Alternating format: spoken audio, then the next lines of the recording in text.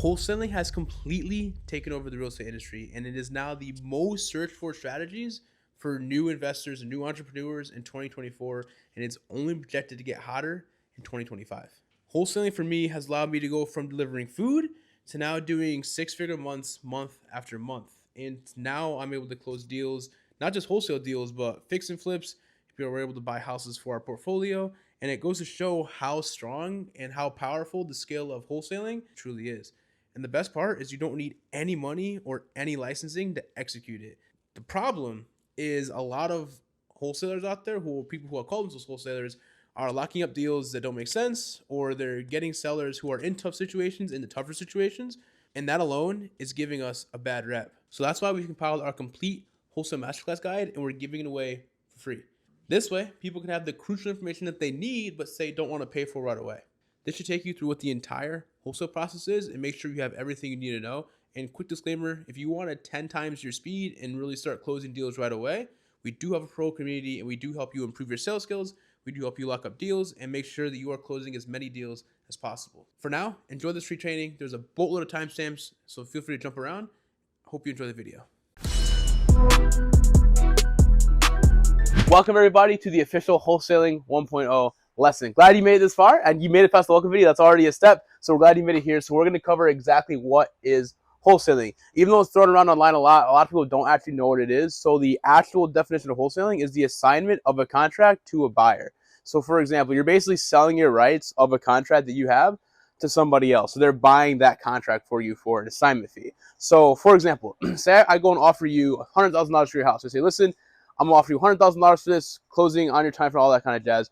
Offer you 100 grand. I know your house is worth about 130 as is, and as is value, that meaning it can sell on the open market for 130, not renovated or anything. This is the as is value of it, but you're getting a discount. So the as is value is 130. So you know somebody would buy it for 130, but you're offering them 100. They say, you know what? I need the cash. I'll do 100. You're like, great, okay, cool. So you're on a contract for $100,000. You then go and find a buyer. Again, this is very broad, open concept, but we're going to dive into what everything means. I'm telling you the definition. So you're going to go and find a buyer for $130,000.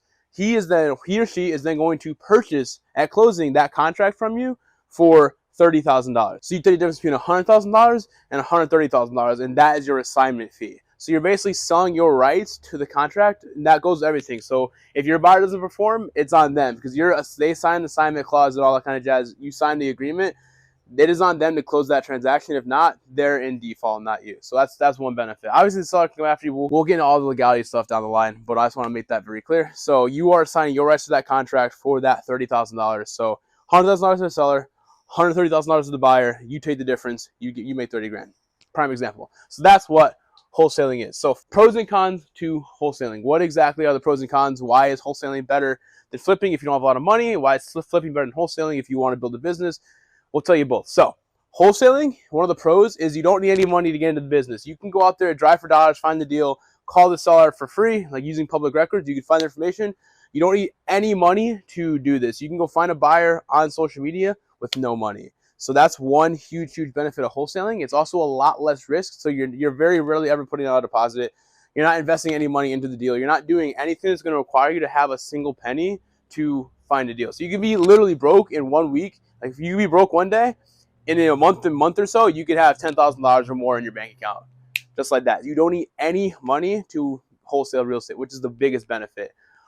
Flipping, however, so if you want to build a portfolio, you want to buy more units, you want to leverage relationships with banks and private lenders, flipping is your friend because A, you need experience if you want to have better rates with lenders.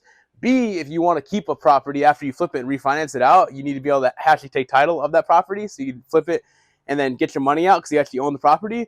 And C, it helps you build your portfolio. So if you want to build a portfolio and you want to renovate units and then keep them in your portfolio, flipping is a good way to do that, obviously, because you're buying the house and renovating yourself. Wholesaling is more of a capital builder. So flipping is to build your portfolio. Wholesaling is to build capital to build that portfolio on the line. Some people have strictly wholesale only businesses. They only want to wholesale, and that's great. You want to wholesale for the rest of your life? So be it. People make careers out of it. That's perfectly fine. But if you want to build an actual portfolio, build a big enough business to sustain yourself, in case God forbid the market turns, nobody can find a deal, nobody can wholesale. People who only wholesale are going to suffer, but people who have a portfolio that generates some cash flow are gonna sustain and they're gonna be around after the tides do turn. So if you have any questions, again, feel free to stop this video, go into the chat, get any questions you have answered, or go into the Q&A session. I guarantee there's some answers in there. So we're going to dive into some basic terms that wholesalers use, or just investors in general use on a day-to-day basis. So acquisition. Think of it as acquiring. So acquire, acquisition, acquire. Put it tuned together. So acquisition is the acquiring of a deal, acquiring of an asset, acquiring of anything. So you're looking to acquire. Now that's the acquisition. So that's a full-time job for some people. This is finding deals. Acquisitions is an entire department in some businesses. Acquisitions as a whole is an entire business for people. You know what I mean? People have acquisition-only business. They go out and find you deals. There are departments in giant investment companies that only do acquisitions because it's a lot. It's a lot to find motivation. It's a lot to find deals. But when you're going out and looking for deals, you are looking to acquire the deal. You're in your acquisition phase. So disposition. What is disposition? It sounds like acquisition because it is.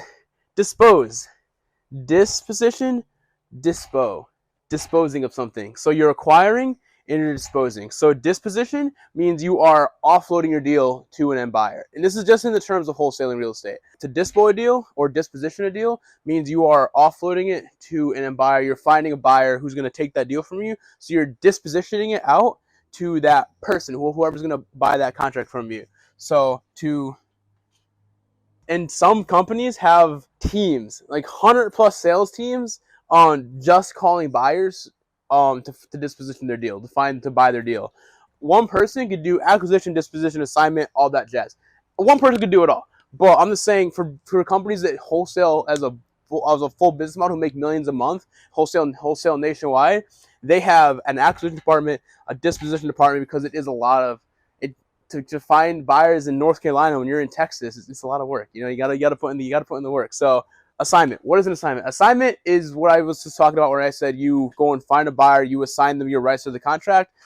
That's what an assignment is. So you're back to my example: $100,000, $130,000. You sell them your rights to the contract. They pay you $30,000 in between. So assignment is the assignment of a contract, which is.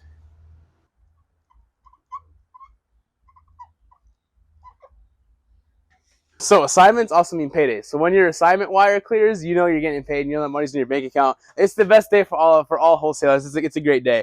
But the actual definition: you assign the contract or assigning the rights of the contract. How much is an assignment? Assignments are negotiable. So you choose what your assignment fee is. Obviously, leave enough meat on the bone for your buyer. But assignment fees can range from anywhere between $1.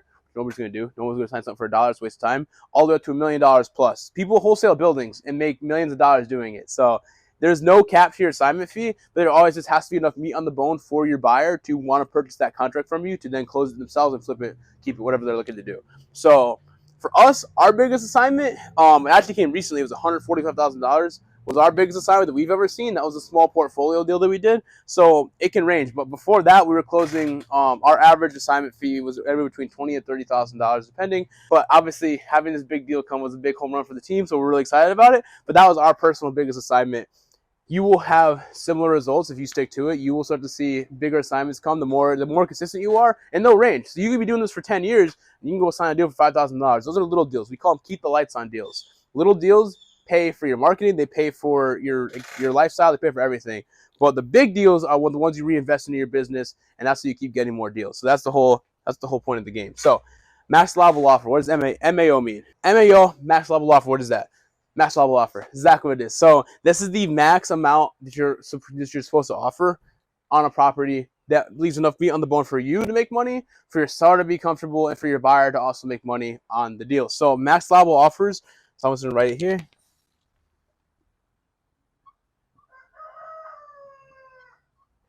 So that's your max level offer. We're gonna dive into how to find your max level offer. You're gonna find out you're gonna learn about the 70% rule. You're going to learn how to make the best offers possible depending on how you're structuring your wholesales, depending on how much money you want to make, how much money you want your buyer to make, really relationships. We're going to dive into all that.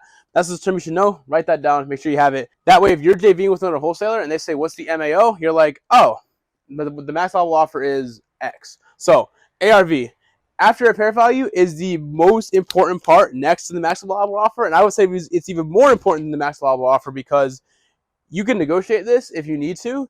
This is set in stone. So max ARV is the after repair value of the property. So when I say that, that's how much the property is worth in mint condition. So once it's renovated. So if you get a property under contract for $100,000, you assign it to your buyer for $30,000, you know it needs $40,000 worth of work.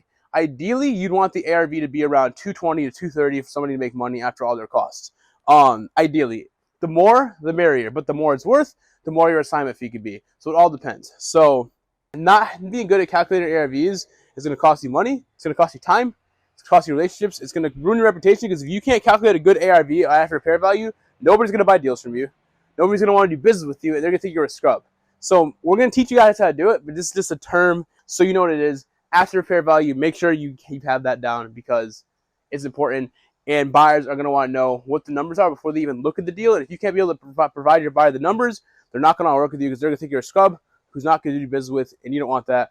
We don't want that for you. We're going to make sure you're doing it right. So last but not least, comps. What are comps? Comps, I'm just going to write down comparables. These three most important parts of a deal: knowing how much to offer, knowing what the property's worth afterwards, and knowing what similar sales are. So comps, comparables, sounds exactly how it is. Similar sales. You gotta know how much other things are selling for. That way you know how much your house is going to sell for. Nobody wants to buy something if they see comps that are for $250 and you're saying they're for $300, and they look at comps and they see your comps are $50,000 over where the comps are. They're gonna think you're a scrub. They're not gonna like you. They're not gonna do business with you. You don't want that. So you want to make sure your comps are good. We're gonna dive into all these three especially. So make sure you write these down. But we're gonna dive into all these in a separate module. That way you are fully educated on exactly what you need to do to find the max allowable offer, the ARV, and the comps. So that's it for this module. I appreciate you guys coming along with me. I will see you in the next lesson. Welcome to the marketing aspect of how to find deals. We teach you everything you need to know, from what makes a good deal, essential tools, resources, marketing strategies, what makes somebody motivated or what makes somebody unmotivated, because you don't want to waste time with people who aren't motivated, because you're just killing your time, killing your day, and you want to only work with motivated leads. So just a quick rundown of what we're going to get into. Again, what makes for a good deal? We're going to talk about, do the numbers work? Is there enough meat on the bone for obviously your buyer and for you to make some profit? We're going to be covering essential tools. There's some tools that we like to use. Some of them are paid, some of them are free. Zillow is especially free, as you can imagine. So we're talking about some door hangers, networking with other wholesalers, all that good jazz. And we're going to talk about additional marketing strategies that you can do to increase the amount of leads that you get, increase your conversions, and increase the amount of deals that you do every single month. So we're going to work from the ground up. So what are some additional ways you can get some leads into your pipeline for free?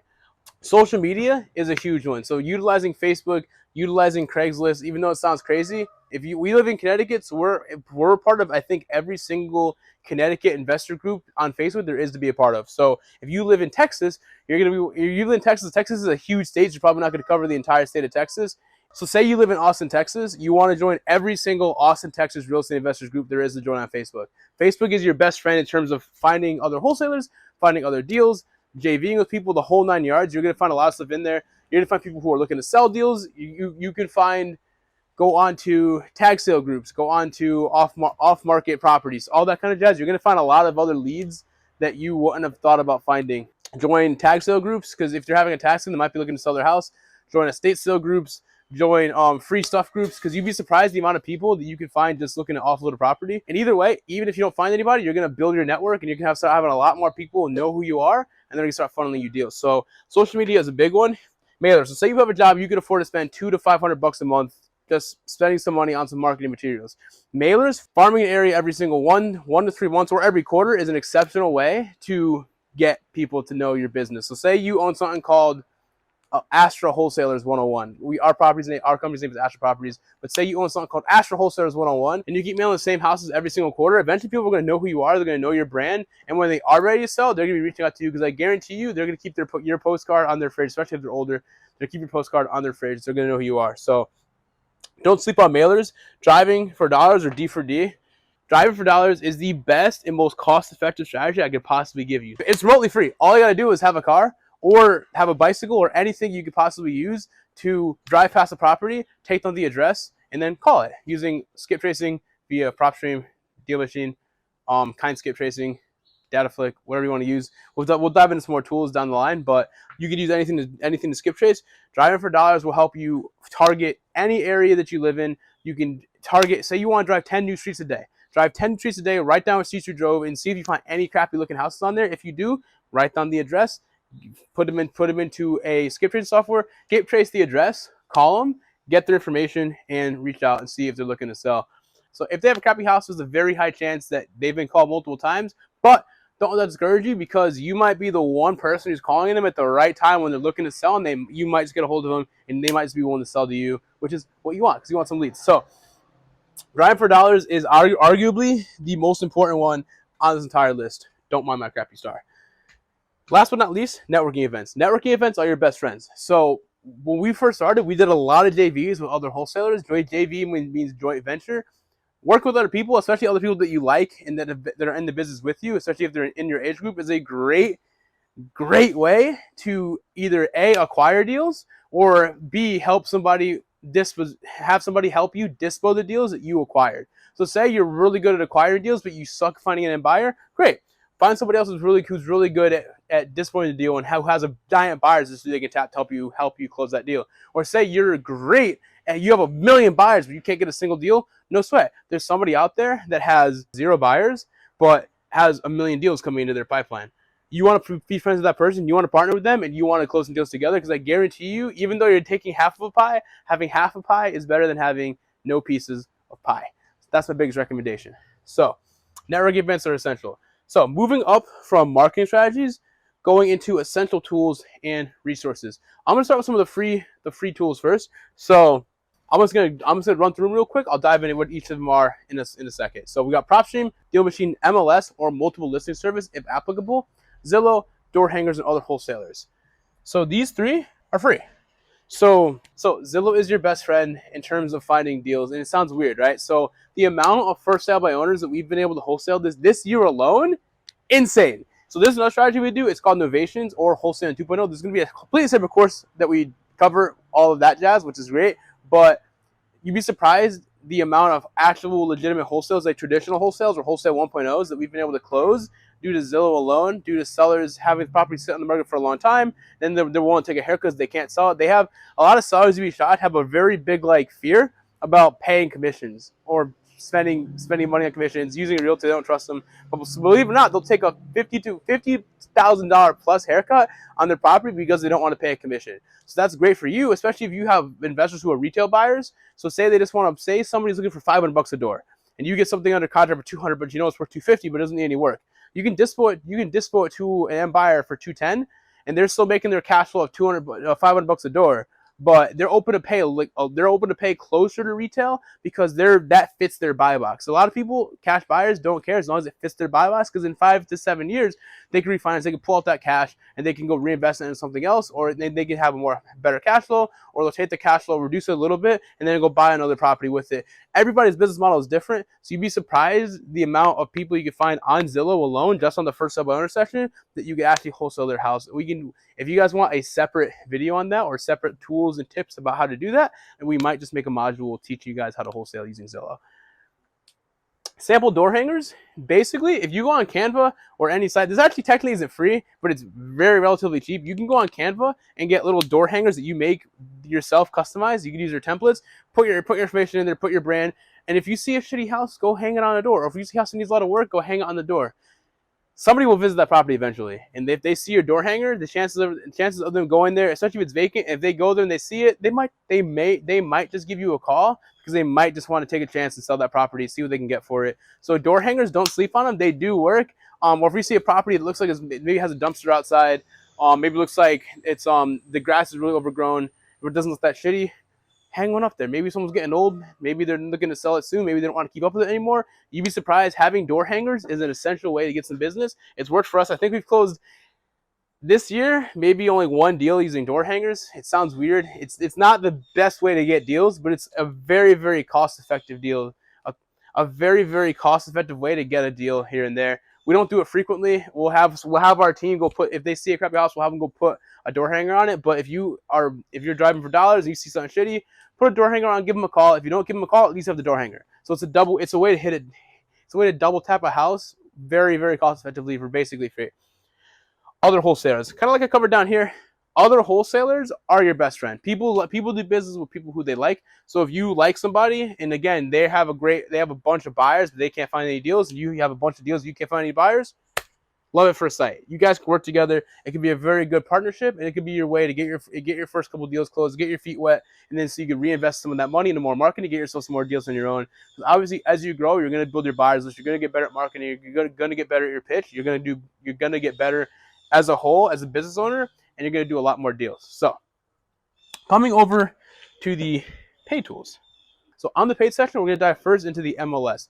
The MLS, the multiple listing service, is only applicable if you're a licensed agent. So if you're not a licensed agent, no worries. You don't need the MLS. But if you are a licensed realtor or you have your real estate license and you have access to the MLS, listen up. This is a pretty cool thing you could do. So say you have a property that you're looking to wholesale. You have under contract, you're looking to wholesale it, but you can't find any buyers. Go on the MLS and search all the recent sales within the past year in your county that you're looking to wholesale, that you have your house under contract, and look at who paid cash. So look at like really crappy houses, like search the price point under $200,000, whatever your market is, whatever like a low point is, and it was mostly purchased by an investor. Go in there and search for less than $200,000 and say Hartford County. I guarantee you the majority of the houses are going to be rehabs. They're going to be stuff that was purchased cash.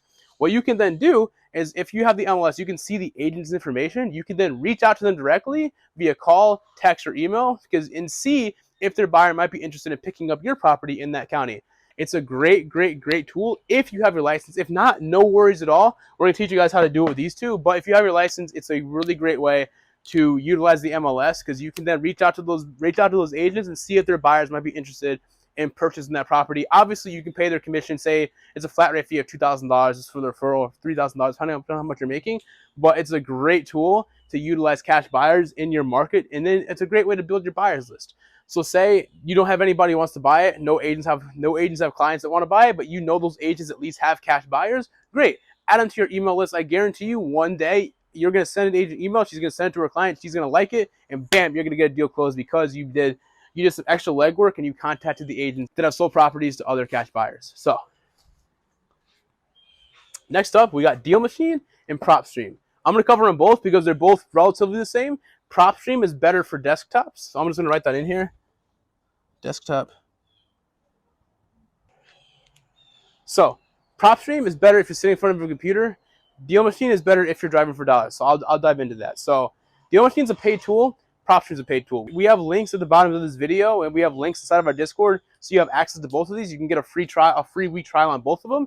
Great, you can't beat it. We love using the tools. I especially love PropStream. I think PropStream is the most powerful tool that's currently on the market, so I definitely recommend it. But Deal Machine is essential if you're on the road, because you can literally drive. You can be driving, you open Deal Machine really quick, and you can literally circle the property on Deal Machine and have it added to a list that you can then call when you get home. You'll have all the information right in front of you. So it's a powerful tool. You can't beat it. But PropStream, if you have a desktop, you can narrow down your niche to the T. So you can narrow down, say you're looking for tired landlords, zombie properties, or say you're looking for tired landlords, pre-foreclosures. That means their landlord's tired. They probably have a tenant that's not paying rent. When I say landlord tired, they're most likely older, and there hasn't been any permits pulled in the property. There hasn't been any major renovations done. We have 2 separate videos on how to use both these platforms, so definitely check them out. We'll link them below. In-depth tutorial about how to use PropStream and in-depth tutorial about how to use Deal Machine on your phone. Check them out. So next up, we're going to be talking about what makes a good deal. And when I say this, do the numbers work, and is there enough meat on the bone? You always want to make sure there's enough meat on the bone for you to obviously make enough money on your assignment fee, but also your buyer, because you don't want them to make a deal. You don't want them to buy a deal that's only going to make them $5,000. Plus, nobody's going to buy the deal if it doesn't make them probably $20,000+. I can guarantee it. If you can work with a giant hedge fund buyer and they just want to make $10,000 per deal, they close 20 houses a month. Great, they're going to make $200,000 a month because they're buying small deals like that. But I guarantee you, most investors are going to want to make at least $20,000 to $40,000 per flip. So you want to make sure there's enough meat on the bones. So next up, we're going to cover what makes for a good deal. We're wholesalers. We're not retailers. The only thing I can say on this is, do the numbers work for you and your buyer? Nobody wants to buy a deal that's going to make them $10,000. Nobody wants to flip a house. You might want to make $10,000, but your buyer is not going to want to flip a house, spend like 3 to 4 months flipping a house, and then make $10,000. It's not worth it. They make $3,000 or $2,000 a month. Nobody wants to do that. That's not worth it. Every investor is mostly going to want to see between $20,000 to $40,000 plus on the spread side. So make sure it's worth their time. What makes for a good deal? Are your numbers good enough? Is there enough room for you to make $5,000 and for your investor to make their desired profit margin as well? So you want to keep that in mind. And that's the biggest thing I mean by is there enough meat on the bone?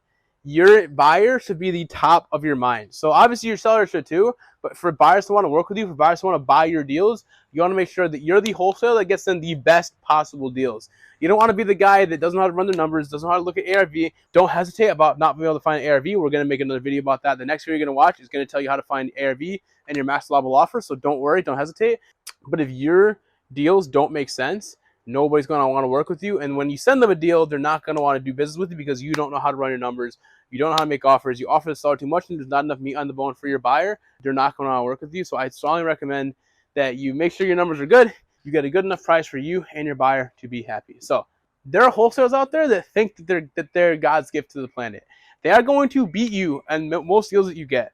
So and I'll tell you why they're going to beat you and how you're going to still get the deal in the end.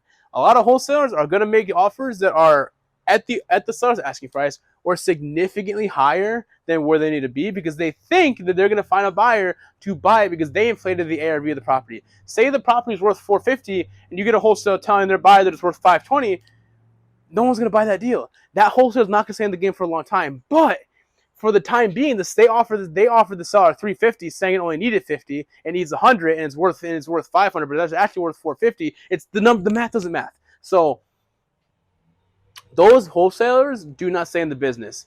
The amount of deals that we have lost for a week or two, and then we followed up with the seller again, they say, no, that person backed out. I was actually going to reach out to you.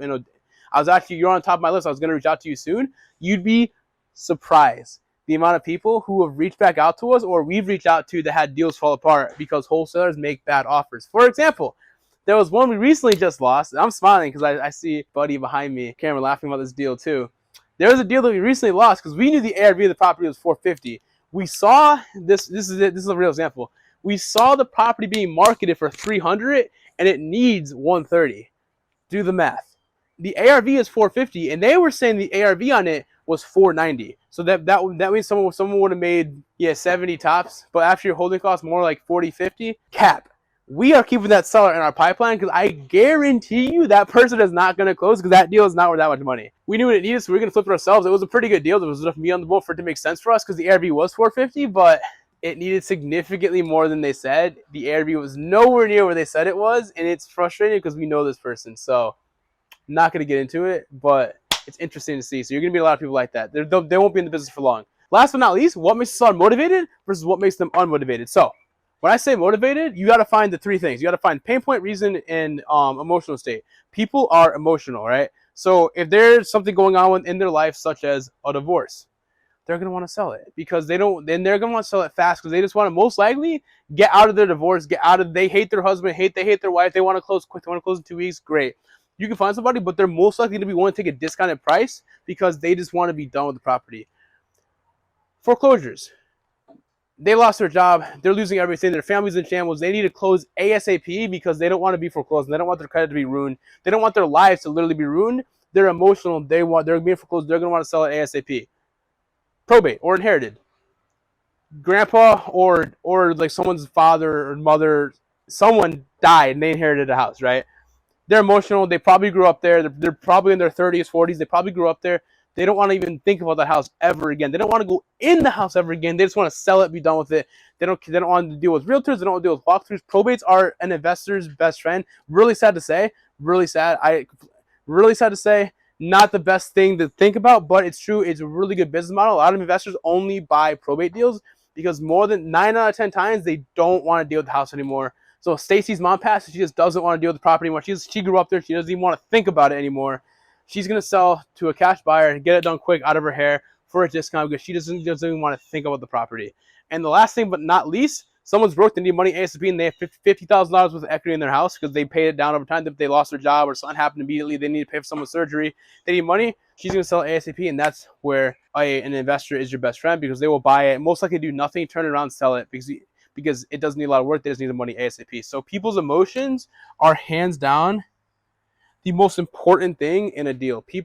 When emotions take over, people's brain, the fog, it gets thicker. The way I like to describe it is when someone's in pain, They're driven by a very strong reason, and due to their emotional state, they want to get out of that situation as fast as possible because they hate feeling sad, depressed, however they feel, angry, whatever. They want to get out of that as soon as possible because nobody likes feeling like that.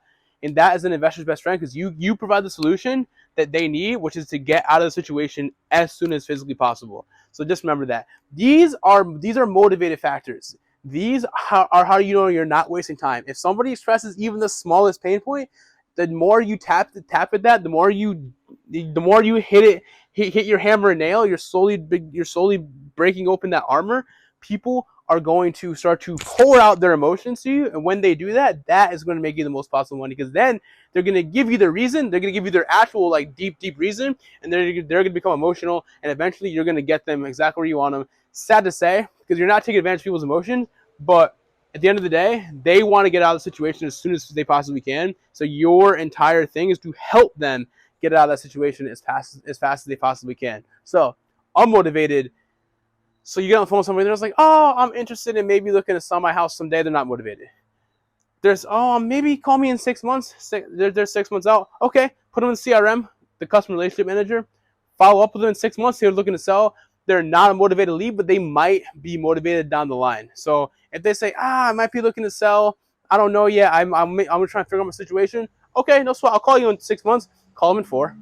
Because if they say 6 months out, call them sooner, because I guarantee you something's going to change in their life, and they're going to want to probably sell it sooner, and somebody else is going to call that lead too. So just stay top of mind. Follow up with them every couple months if you can, or if you want to, or call them in that 4-month mark so that they remember who you are, and that situation might have changed, and they might be looking to sell. So, and no pain or reason. So if there's no pain or reason, and they're just fucking around with you on the phone, dragging you along, saying they want stupid numbers for the property, don't try and waste your time cold calling and trying to get them down over the phone. If they say that they want $500,000 for the house worth $200,000, and they're like, yeah, I'll only sell if I get $500,000, you're like, well, let me see what I can do for you. Let me see the best offer I can make.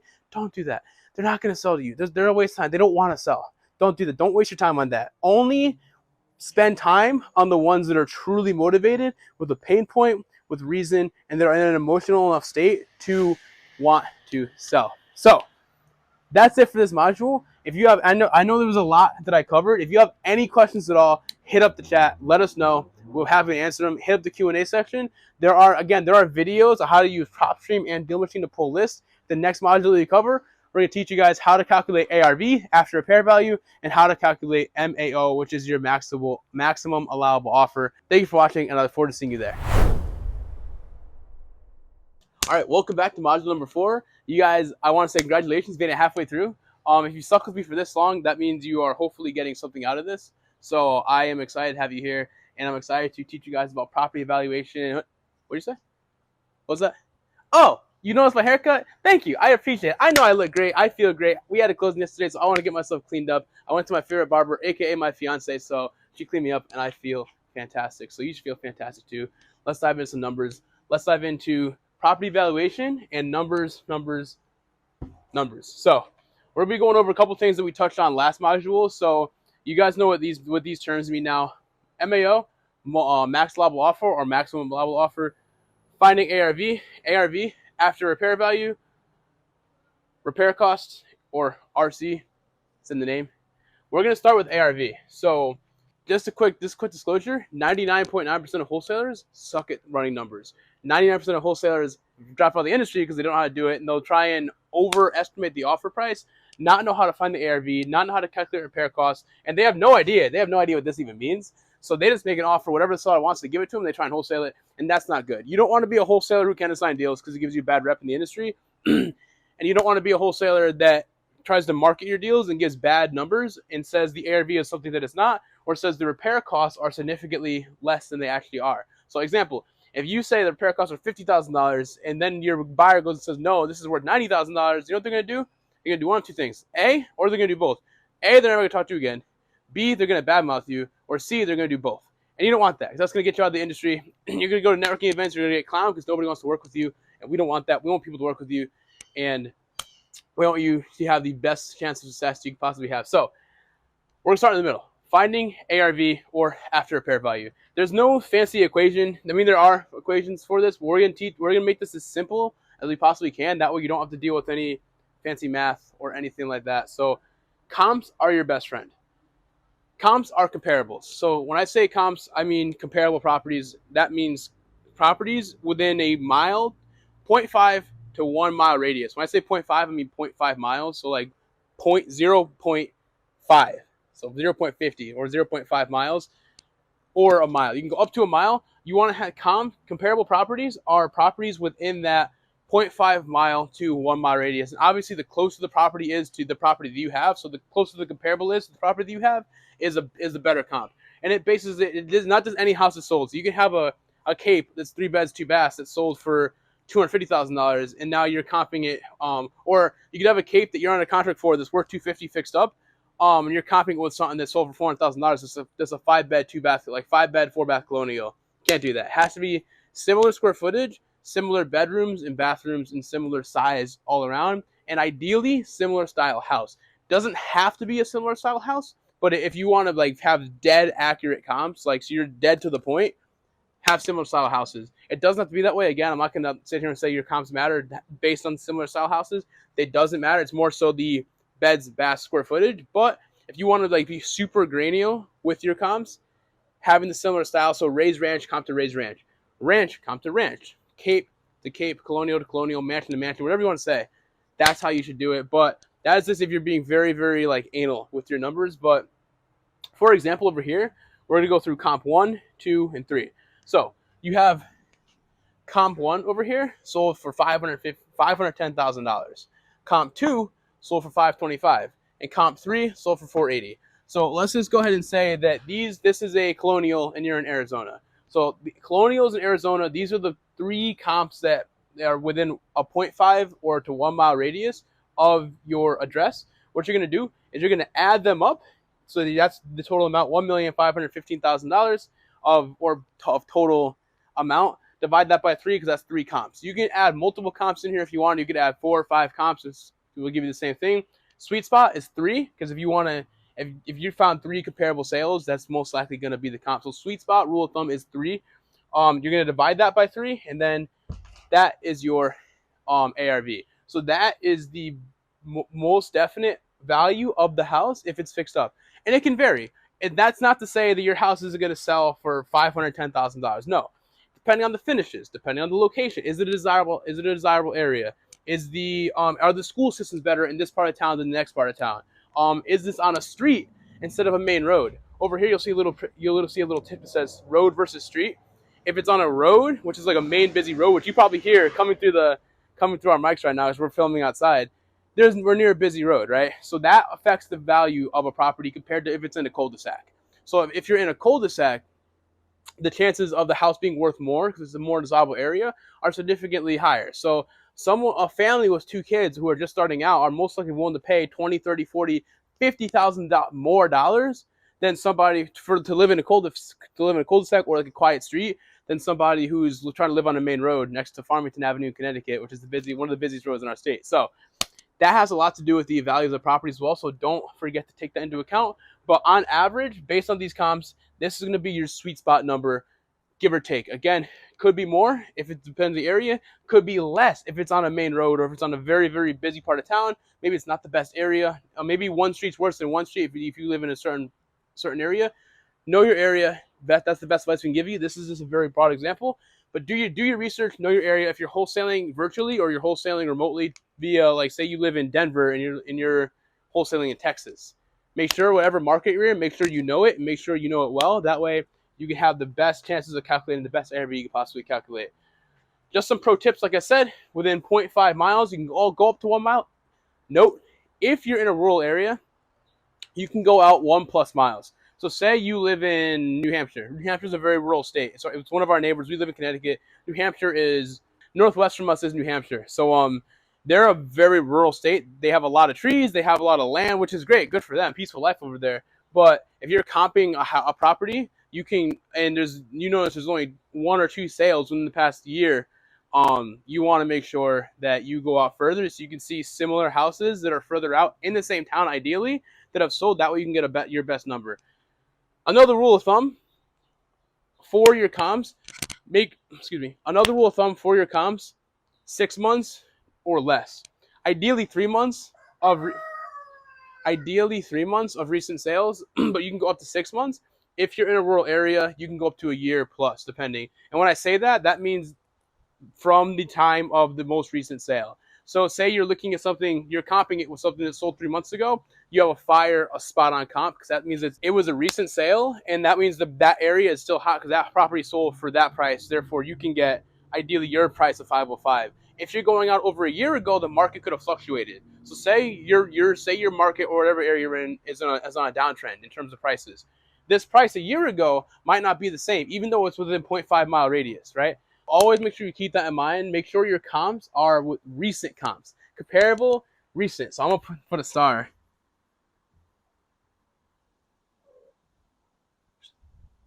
180 days or less. You can tell the difference between Marcos's handwriting and my handwriting. So you want to make sure they're recent. You want to make sure they're within 180 days or less. Obviously, depending on your area. If you're in a very rural area, you can push that out to a year or more, depending. But ideally, the sweet spot is always going to be 180 days or less for finding comps. So we covered all of how to find our ARV. So now we're going to find how to find our max level offer, how to make the best offer possible. So quick rundown of the formula.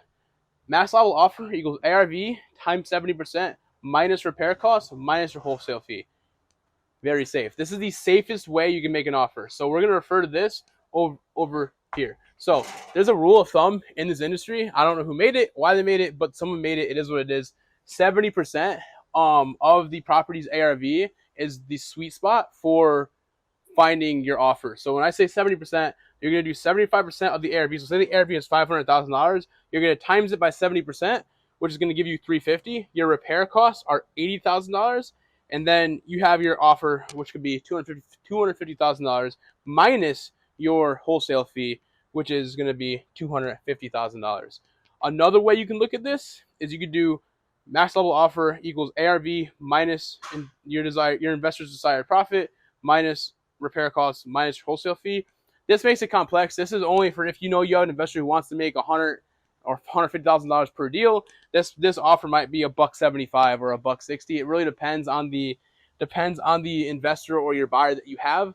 But the best formula to use, I would definitely say, is going to be the top one. So a lot of wholesalers that we see, they're trying to send somebody a deal, but they don't factor in their wholesale fee, and it makes it kind of awkward because now you're looking to say, okay, I want to make $25,000 on this, but you're shaving off that profit for your buyer. So now instead of them making, say, after all this, maybe they want to make $100,000 or $90,000, now they're going to make $60,000 or $70,000 because you also got to factor in their holding costs.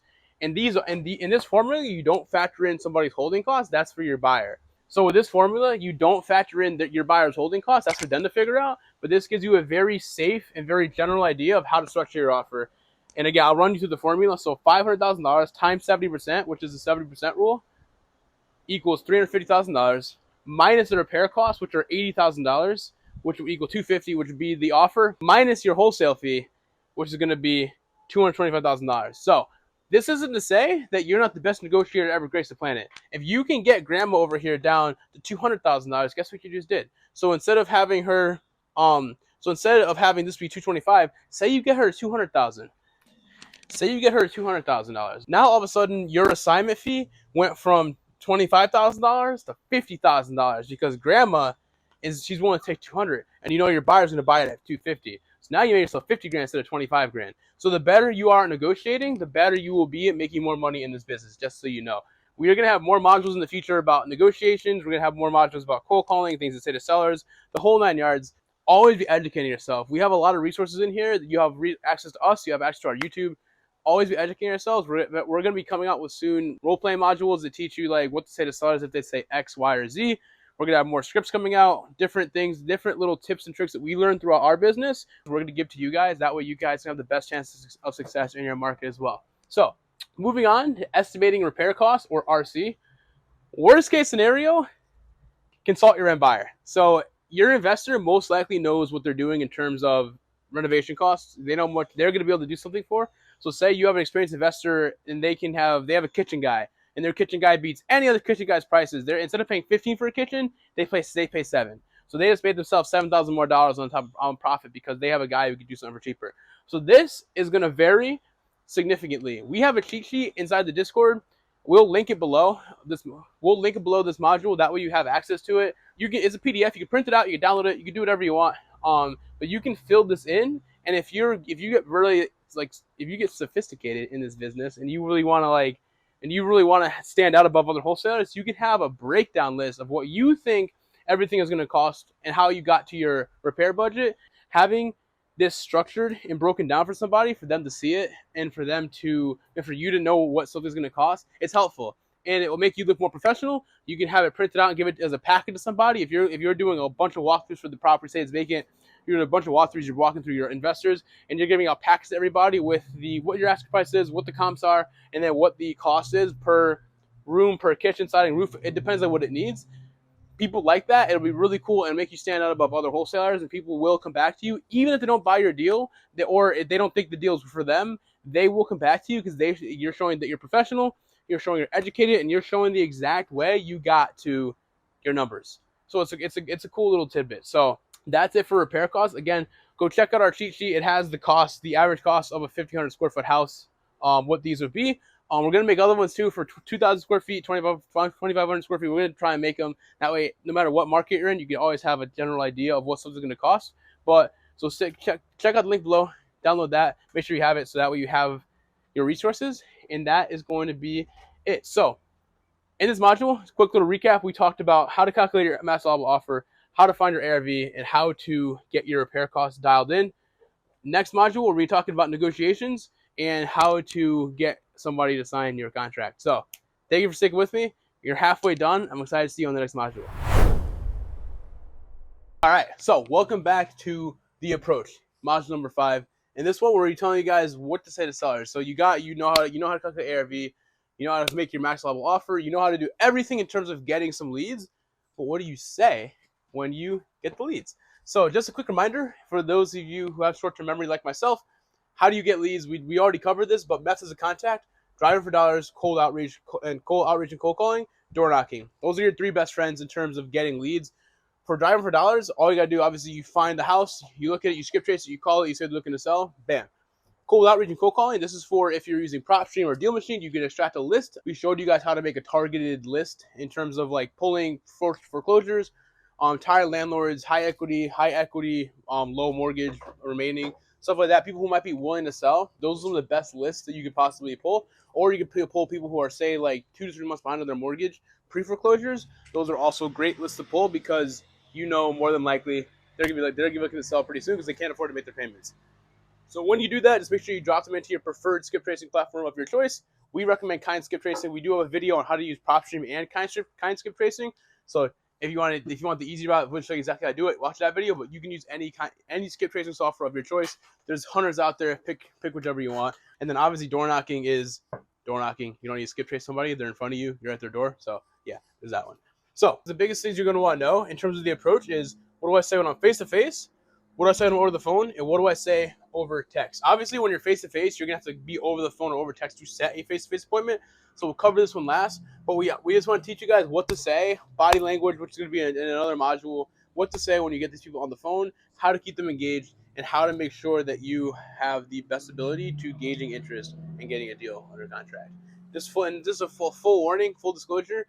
This is a numbers game. You're going to need to make at least 100 calls before you get to a yes. More than likely, and you might make your first ever call, and you might be super lucky, and they can say, oh, yeah, look at us sell. Bam. You struck gold. Don't fumble that lead because that's extremely hard to do. But you're going to make a lot of calls before you end up getting any traction and actually getting somebody who's interested. We recommend the dialer. We recommend using batch dialer. That way you can just put your list directly in there, and then it'll predictive dial for you, and it'll call. We'll have another video on dialers and everything. That'll be in the resources tab as well, how to use batch dialer in particular. But we recommend using a dialer because it'll save you a lot of time, and that way you can burn through 100 calls in less than 20 minutes without actually having to sit there, wait for someone to reach voicemail, leave them a voicemail, all that jazz. It'll do it for you. So it's pretty powerful. And just so you know, additional ways to get some leads. This is more on the inbound aspect, but letters, postcards, and hangers and emails, because if they inquire on a letter or postcard that you sent out, they're going to be an inbound lead, because even though you did cold outreach, they responded to it. Now it's your turn to get back in touch with them. Biggest thing right here, over the phone. So what do you say? We have a boatload of scripts, resources, templates, everything you need in the resources guide. I'm just going to be telling you this little approaches of what to say when you're over the phone. So, and this little tips and tricks. So first tip and trick, don't sound dead. When I say that, I'm actually gonna get a red marker. It's a little tidbit. Sound alive. So don't sound dead when you're over the phone. It sounds very simple, but you'd be surprised of how many people sound like they're not interested in what they're doing. So you can be making your 200th call of the day. Your brain's tired. You're maybe listening to some music. You're zoning out. If somebody picks up the phone and says hello, and you're not right there, say, hey, John, how you doing? So don't do that. You want to make sure you're there and like you're ready to go. You can't just be like, hey, John, how are you? No, you want to make sure you're full of energy. You want to make sure you're full of life. You want to make sure you're able to convey the point across. And another little tip that I've learned actually recently is sound confused when opening. So a little tip I've learned over my time doing this: when you sound confused when you're opening a call for any business really, if you sound confused, you're gonna get the person just as confused as you're sounding, and they're gonna stay on the line because they're gonna want to know what the fuck you're talking about. So you open up, you're gonna say, hey, is this Nick? And they're gonna say, yeah, who's calling? Like, I just saw him. So I don't want to take up too much of your time. I just want to ask you a question. If that's okay with you. You can open like that, or you can just be like, hey, I don't know if I have the right person. I was reaching out in regards to 123 Main Street. I drove past a property recently. I just want to see if you're maybe looking to sell. I'm a local investor. Bam. That's gonna if you say that and they hang up on you, they're not gonna sell. But the chances of them staying on the line because you sounded slightly confused, or you say, hey, John, just like that, I swear to you, makes a world of a difference. When you're cold calling, when you're warm calling, don't do that. When you're calling a warm lead, they know you're gonna call them. Don't sound confused. They know you're calling them. Or if you have a cold caller and then they pre-qualify the lead and then you call them and they're already warm, don't say, hey, John, because it sounds stupid. You know who you're calling. This only works if you're cold calling. So we're gonna put cold only. So the idea of this is to keep them on the phone for more than 3 seconds. So if you can retain them for 3 seconds, humans have such a short attention span nowadays, especially with TikTok, with Instagram Reels, Facebook Reels, YouTube Shorts, everything. People's attention span is gone like the span of when I have a short attention span, and I struggle to do this sometimes too. But if you can keep them on the phone for just 3 seconds, you will get past that attention span. Because think about it, you're watching a reel or you're watching a TikTok or something, and if that doesn't gauge your attention within a second, they're gonna hang up. You're gonna scroll, right? This game, you have a little more time because if they say hello, you're gonna get a second to respond. So the 3 second rule. Make sure I'm actually gonna write that up here too. 3 second rule. And for those of you who stuck with us in all the modules, you're gonna know the difference between my writing and Marco's writing. So, but the 3 second rule, absolutely essential. So you want to make sure you gauge their attention off the bat. So again, sounding confused, essential way of doing it. I'm emphasizing it a lot because of how important it is to not fumble that little tidbit. Last but not least, on this, gauge interest immediately. So gauge interest. So gauging interest immediately is essential because you don't want to waste your time. So if there's a lot of sellers out there, or a lot of people that you're going to dial, they're going to intentionally want to waste your time. So it sounds weird, but people do that. Have you ever got a spam call, and if you're just bored on a Saturday morning, or you're bored on Saturday afternoon, and you get a spam call, and you just go along with it. You're just sitting there, you're giving them fake information, you're fucking with them, it's an entire thing. People have done that. I've done that once in the past too. People do that more frequently than you'd expect. So gauge their interest off the bat. You can do this by saying, hey, it's John?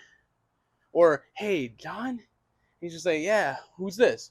Hey, this is Nick Burr, Astra Properties. Just reaching out. I'm a local investor. I drove past 123 Main Street. I just want to see, are you looking to sell that property?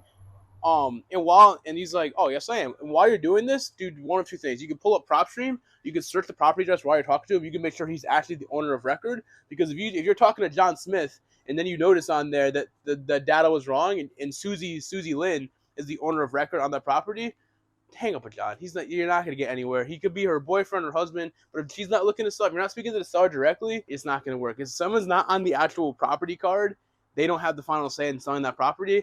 Get off the phone with them, say, hey, listen, thanks for your time, or just hang up. It sounds bad, but if you have to, just cut it because you don't want to waste time. I'm going to emphasize it again. Your time is the most important thing you're going to get in this business. If you gauge somebody's interest and they're not interested at all, don't waste your time. You can hang up, or you can say, hey, listen, after I looked at this deal, I don't think it's going to be a good fit for me and my team.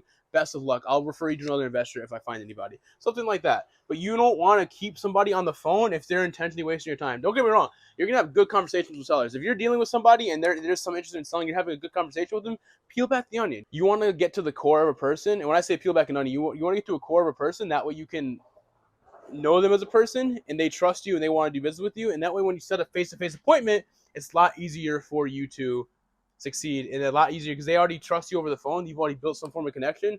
Now it's just getting them to a face-to-face appointment. Once they agree to it, you're going to have a lot easier time getting them closed. So these are just a quick few things that you can do just to get somebody's interest over the phone. Again, you want to capture their attention within 3 seconds because it's essential. You don't want them to zone out. You don't want them to lose interest in you, or you don't want them to hang up on you if they are actually interested in selling. So don't hesitate if you don't feel comfortable with all this yet. We're gonna do lots of live trainings. We're gonna have Q&As, a bunch of resources and tools for you guys to use to be able to learn and grow together. We'll do some live calls. We'll do a boatload of things that way you feel comfortable over the phone and all that good jazz. So you got the phone, you handle all this. Now you gave some interest. Somebody's ready to sell. You got you set a face-to-face appointment for Tuesday, 10 in the morning. Fantastic. When you go to a face-to-face appointment, some of the most important things I can tell you: body language and reading the person's cues and saying less than they're saying. So, little note that I've learned over my time in the business. I say it like I'm old, but I've been doing it for 5 years now. I've been around the block. We've done a lot of deals. Less is more. So when I say this, what people, we're all humans, right? Don't go to this appointment trying to sell them, trying to make them think you're the best thing on the planet. No, they don't care about you. No offense, I care about you. They don't care about you. People care about what benefits them the most. So just keep that in your head. People care about what benefits them the most. When you're in a face-to-face appointment, you want to have very loose body language. You don't want to be uptight. You don't want to seem nervous. If you're nervous, that's fine, but you don't want to seem uptight. You want to be comfortable in your own skin, and it's going to be easy to do this. You know why? Because you're not going to say a lot. Let them talk. Let them talk themselves into giving you their house, not giving it to you, but signing a contract with you. Letting somebody talk more than you talk will have them sell themselves on you and your process, and B, make them feel a lot more comfortable because they've already expressed everything to you. They told you about their dog, their son, their grandma, their house, how they raised 10 kids in this house. Now they're the status of they have to let it go. They can't keep up with the renovations. It's going to foreclosure. All these a million things. You're just gonna let them talk. And whenever they ask about you, give a 15 to 20 second blurb, and then immediately reflect it back to them. Don't just don't have them ask you a question and then you just ignore it and you ask them a question. No, give them a 15 to 20 second blurb, whatever you got to say or less, and then immediately reflect it back to them. So if someone says, yes, how long have you been doing this for? Yeah, I've been doing this for about a year or two now. I really love what I do. Yeah, well, I didn't ask you, what do you do? Bam, you're right back to them. Always reflect it back to them. It's called reflecting or deflecting or whatever you want to call it. But deflecting it back to them is an essential way to keep them talking the most, have you learning more about the property, because now you're not only learning more about them, but they're telling you about the house. Oh yeah, I remember my mom never got the septic tank pumped. The house been vacant for 10 years now. She hasn't got it pumped since she died 15 years ago. And some of our family moved into the house for 5 years, but they never got it pumped. Now the house was sitting vacant for another 10 years, so the septic hasn't been pumped in 15 years. Isn't that crazy? They just told you a giant red flag, because septics are expensive, especially in Connecticut. You can get a system that ranges from $20,000 to $60,000 over here. So I'm sure in some states, if they have bigger systems, it gets more expensive. So having them talk and having them express their emotions to you, the flaws to you, everything that you need to know. My roof used to leak, but my Uncle Tony patched it. Uncle Tony doesn't know how to patch a roof.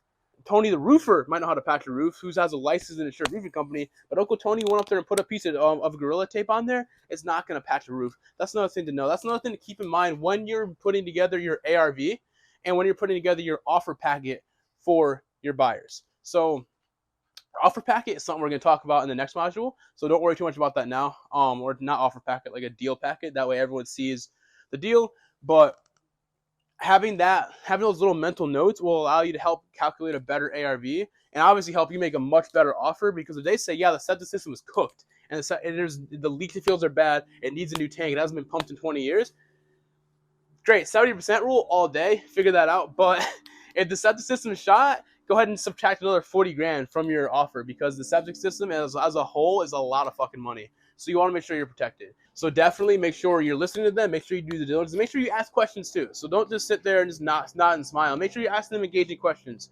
about them. So they're talking about their dog. Yeah, what kind of dog do you have? Oh, that's so great. I have a blue heeler Scotch Collie mix at home myself. Ha, that's great. It's okay to talk about yourself a little bit, but always never let it go on. There's salespeople out there who, once they get asked a question, they will go on about themselves and about their family, their dog, their cat, their car, how long they've been doing it. They don't care. They don't want to hear what you do because you're there to provide them a service. It's not about you. If you want to talk to somebody about how you feel, go to the therapist. Go talk to your mom. Talk to a friend. Talk to anybody else, not the seller. Please, I can't describe that enough. I can't tell you how many deals people have lost because they don't know when to shut up. I learned this when I was 20 years old and I used to be a realtor. Less is more. I was trying to sell this lady a house. I was trying to upsell it to her. I didn't know shit about what I was talking about. I was trying to make myself sound good. I was trying to say why it was such a great idea, all this stuff. And she goes, Nick, I used to be an agent. She goes, I understand you're trying to do your job, but don't try and sell me on this. She goes, we both know this isn't what I'm looking for. She goes, one thing I can tell you, less is more. That stuck with me for the past 5 years. So it stuck with me and I never forgot it. And to this day, if she didn't say that, I would not be as good of a closer as I am now. Not to my own horn, but I have an easier time closing than most people because I know that one simple trick. Less is more. So face-to-face, you got all your information. Now you make them an offer and they're cool with the offer. You're going to either make the offer on the spot in person and bring a contract with you, or if not, you're going to make the offer via DocuSign over the phone, have them review it. Sit down with them when you make the offer. So if they're on the phone, like, hey, do you have 10 minutes just to review my offer I'm about to send over? Send it over. When you're reviewing with the seller, they're going to ask you questions about your contract. You want to be able to know what line they're talking about, of like what paragraph, what line they're talking about on your contract, like that. You don't want to be like, oh, let me get back to you on that. It's your contract. No, make sure you know your contracts. That way, if they have any questions at all, you can answer it on the spot, fill it out, send it to them, have them sign it. Bam, you're under contract. Over text, we're going to send you guys text templates. We're going to give you guys text templates. Texting is not that hard. I mean, it's a lot easier than calling because if they want to respond to you, they're going to respond to you. If they're not going to respond to you, the chance of somebody scamming you or fucking with you over text is significantly less likely because it takes time to send a message. Unless they're using speech to text, which they're probably not going to do because they're not going to bother responding to you. They're not going to take the time to text you if they're not actually somewhat interested in selling. They might tell you to fuck off, something like that. If they do, delete them, you're done. You never talk to that person again. But the chance of them trying to fuck with you over text and waste your time, very slim. So texting is powerful. We're going to give you a lot of tools in the resources section to make sure you're fully equipped to send out text campaigns and all that kind of jazz. So that's where we're at with our cold outreach. You're face-to-face with the seller. In the next module, we're going to talk tips and tricks to overcome objections and what to say and all that kind of jazz. But just so you know over here, this all goes away when you're getting inbound leads. Because if you're getting, so say you're closed a couple of deals, now you have a website, you have a business now created. Now all of a sudden people start to know you have some social presence. You did a couple good deals and that went well, so now you're getting some referrals. Now all of a sudden you're getting some Google ads and Facebook ads running. People starting to know you, starting to know your business more. This does not apply. Like, I'm just gonna cross it off. This does not apply over here with that. So never always sound alive. It's good to sound alive, but don't have the diffused tone. Don't try and be like, don't try and pre-qualify them. If they are an inbound lead, they're more than likely pre-qualified. Sure, don't get me wrong. You might have somebody, their house is worth 500, and their house is worth 500, asking 600 for it. That's different. That's not a lead. I mean, it is a lead. You can try and get them down. You can go see, you can go try and gauge some interest. We're going to talk to you guys about Wholesaling 2.0 innovations in our next course that we're going to make in the next month or so. But for now, if they're actually motivated, if there's actually some interest and the price is right, I guarantee you, Google ads, referrals, social presence, that is going to be your best friend in terms of getting warm leads and in terms of getting people who are already somewhat qualified because they either heard about you, somebody told them about you, or you're running ads and they're actually searching for a quick solution to sell their house. Those are going to be your best friends. Don't sit here and try and sound confused or gauge interest immediately. There's already interest. Everything's done. This is a warm lead. Stacy's calling you. Stacy will fill out a Google ad. She's trying to sell 123 Main Street for $150,000. You ran your comps. You looked at Zillow really quick, and you said, "Oh my God, the house is worth $300,000. This is a fantastic deal." Call Stacy. Hey, Stacy, this is Nick Burns with Astra Properties. How you doing today? She's like, "Oh, Nick, thanks for calling me back. Yeah, I'm good. How about you? Oh, great. Thanks for asking. Yeah, so I just saw you filled out a Google ad about 123 Main Street. So I said, are you still looking to sell the property? Yes, I am. Bam, you're good to go. You fill the rest of your fucking script. You're gonna get an appointment with her because she already has interest in selling. So inbound leads are a phenomenal way to get actual motivated sellers. It'll save you a lot of effort from cold calling, but you're still going to be on the phone. You're still going to be confident in what you say. Still going to be confident in your product, but so inbound leads are pretty essential to getting actual warm leads and making it a lot easier so you don't have to cold call as much. So That is it for Module 5.1. Module 5.2, we're going to tell you about delivery and what to say to people, and also overcoming some objections, some common objections that we face. So I will see you in Module 5.2. All right, welcome back to module number 5, objections. The best salesman in the world can get stumped by an objection. There's always something new. People, they don't just have the same generic responses like you see here. These are responses, but these are more of the generic responses that we feel that we deal with, that we know how to overcome. And you can't not every single objection you're going to overcome. Some people are stubborn. Some people, you can't get it through them. Some people you have to nurture over time. So don't let me review with my attorney and you fumble it. That doesn't mean that you killed the deal. That just means you have to have 1 or 2 more calls to get that person on board to deal with you and to want to work with you. But don't feel like if you fumble it that the deal's dead. Be confident, slow down, learn. So if you have an objection that you're not used to facing, try and deflect it. That's another thing you can do. So if you get an objection that you don't know how to overcome, try and deflect it back to them. So if they ask you a question, they say, "Oh, I'm not ready yet." The best way to handle it is, "Well, why aren't you ready? What's stopping you from being ready?" And then just reflect it back to them. Then they talk more, and then you just overcame that objection because now they're going to give you a different objection as to why they're not ready. And they're going to try and handle that. Well, my son's in college. I just don't want him to be displaced. I want him to have someone to come home to. So now you're gonna peel back the onion to get to more different layers of the objection. But the more layers you get to, the more you let them talk, the more they're gonna talk themselves out of the objection and talk themselves into want to work with you, especially as you just let them talk. So I can't stress it enough. If you don't know how to overcome something, it's fine.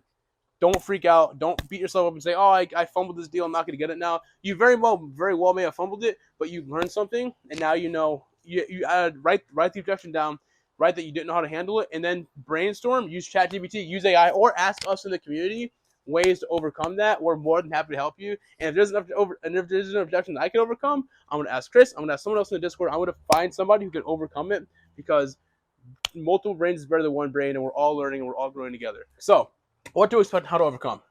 Let me review with my attorney. Biggest one we get, everybody's afraid that you're trying to scam them. There's a million cyber scams going on nowadays. I understand, no worries. Let me review with my attorney, I'll get back to you. Okay, no worries. What's your attorney's name? They're gonna give you his name. If they don't have their attorney's name, no worries. I think why don't I refer you one of my attorneys? And listen, they're completely unbiased. It's against the law for them to be biased with one side or another. Why don't I review to one of my attorneys and we can all sit down and discuss the contract together. That way him and I, or her and I, can discuss the contract with you to make sure you're fully comfortable. Or if they do have an attorney, I want to review with my attorney. Okay, no worries. What's your attorney's name and number? I'll give them a call. I'll introduce myself. I want to make sure everybody's comfortable and on the same page. Why don't we all sit down, pick a time, and we'll get together to all review the contract. That way everybody's on the same page and no question goes unanswered or unaddressed. How does Friday 10 a.m. sound tentatively for you? And I'll call your attorney, introduce myself, and see if that time works for him as well. If not, we'll pencil it in. But if that doesn't work, we'll figure out another day. How's that sound for you? You peel back that onion, and now you put the ball into your court. If they say, "No, I'm going to review with my attorney by myself no matter what," okay, when do you plan on reviewing with your attorney? I'd love to be part of that meeting. If they don't want you part of that meeting, they're most likely not serious. Either way, you still try it. Okay, when are you meeting with your attorney? I'll follow up with you after that. That's if they physically deny every single one of the things you just tried, no worries. When are you meeting with your attorney? I'll give you a call after that. So the seller I'm dealing with right now didn't want me to meet with his attorney, but so lo and behold, his attorney did end up reaching out to me after they met, and she had a list of questions that I was able to answer, and now we're going to put together a deal. Sometimes people are they're just really secure, they're isolated, they're different, or they're scared, and they're scared of you because you're an unknown figure coming into their lives and are going to be basically guiding them through the biggest purchase of their entire lives or the biggest sale of their entire lives, which is of their asset, their property, and they're most likely distressed, they're most likely in a tough situation. So you just be aware, people's guards are gonna be up. Unless you're in Florida's market where you can go, or Texas, where you can go get a mobile, like a house, like small house for like $10,000-$50,000. People usually aren't as like secure, but if you're in like different markets, the houses are a little bit bigger, they're worth a couple $100,000. You're more than likely dealing with people who are they're in a shell. You have to hit the armor, get a little chip in the armor, and peel it away. Peel back the onion, make people feel comfortable dealing with you. So that's one way to handle this one. Set a time with the attorney. Write that down. Make sure set a time with the attorney to meet with you, the attorney, and the seller, which is their client. Let me check with my blank. This could be wife. This could be kid. This could be dad, partner, lawyer, cat, dog, everybody and their mother. Let me check with my blank. Okay, no worries. Is there anything that I'm not describing to you now that's holding you up from making a decision with me? If they say no, I just want to review with them. Okay, no sweat. When's a good time for us to sit down? Just like this objection. When's a good time for us to sit down and review together? That way, if there's anything that you're not clear on, I'm right there in the conversation with you to answer the questions. Answer the questions for your wife, your doctor, your pet, whoever they have. Make sure you set a time with all of them. So you, them, and you and them. That way, there's no confusion. There's no information that's being wrong or mispresented. That way the wife kills the deal. She's, oh, he's trying to do this to the house? Absolutely not. Don't talk to him. Block him. He's trying to scam you. You want to be part of it. You want, especially in person. And so if you're wholesaling in your market and you find somebody, they're like, oh, I want to review with my wife. I'll review when she gets home today. Okay, no worries. Maybe is it possible for me to stop by when your wife's home? That way we can all review together. Or maybe it's, how about this? How about you give me a call once you're talking to your wife? We'll all review together. That way there's no stone left unturned and all of her questions and your questions are answered. The whole idea with these is to set time to review. Set a time to review. These are the two biggest things because you don't want them to be reviewing without you in the conversation. The whole idea, attorneys are deal killers. I can tell you, deal killers. There have been multiple times that attorneys have killed our deals. It is because they're looking out for their client, but a lot of times they don't understand the language of a wholesale contract. So you want to make sure you're there to describe the language, let them know you're going to sell the property, you're going to purchase the property, you're going to get everything done. You might be closing with the partner, or you might have it worded so that you just have a due diligence period. So you just want to have some time to just walk through your contractors, your inspectors, just make sure everything's in line for you to be able to take on this renovation project. But sometimes if attorneys don't understand that, they think that, I don't know what they think. They think you're trying to scam their client. They think you're going to draw up the contract, all this type of stuff. They can kill deals. So make sure you're there. Make sure you're present for any meeting, whether it's with an attorney or rather it's with somebody's spouse, their kid, or anybody. You want to be present for the meetings. So let me check with my wife. Okay, no worries. When's your wife going to be home? Why don't we all jump on a call together? That way I'm there to answer any questions. I know we don't leave any stone left unturned. It's a pretty good one for it. The price is too low. The most common thing we get: how dare you disrespect me? I know my house is worth $400,000. How dare you? We grew up here. My family kept this we had it in the family for 60 plus years. We've done all this work to it, but you went there, and the house hasn't been updated since the 60s. You went there, and the house has mold, or the roof is shot, or there's a bunch of issues. It's on fuses instead of circuit breakers, electrical. You don't want that. So if they try and tell you the price is too low, some people, if there's no pain point to sell, if there's no real motivation, they're gonna say they're just gonna waste your time. A lot of people, you have to peel back the onion and really explain to them why their house isn't worth $400,000, why it's worth $250,000 because it needs $100,000 worth of work. People get attached emotionally to their properties. You'd be surprised. So you might be younger right now. You might not have a home of your own. You might be living with your parents, have an apartment. But you'd be surprised if you have a house that sits in your family for a long time. I guarantee you, especially if you're not in this business, you will be attached to that house. People get attached. Some people don't, which is fine.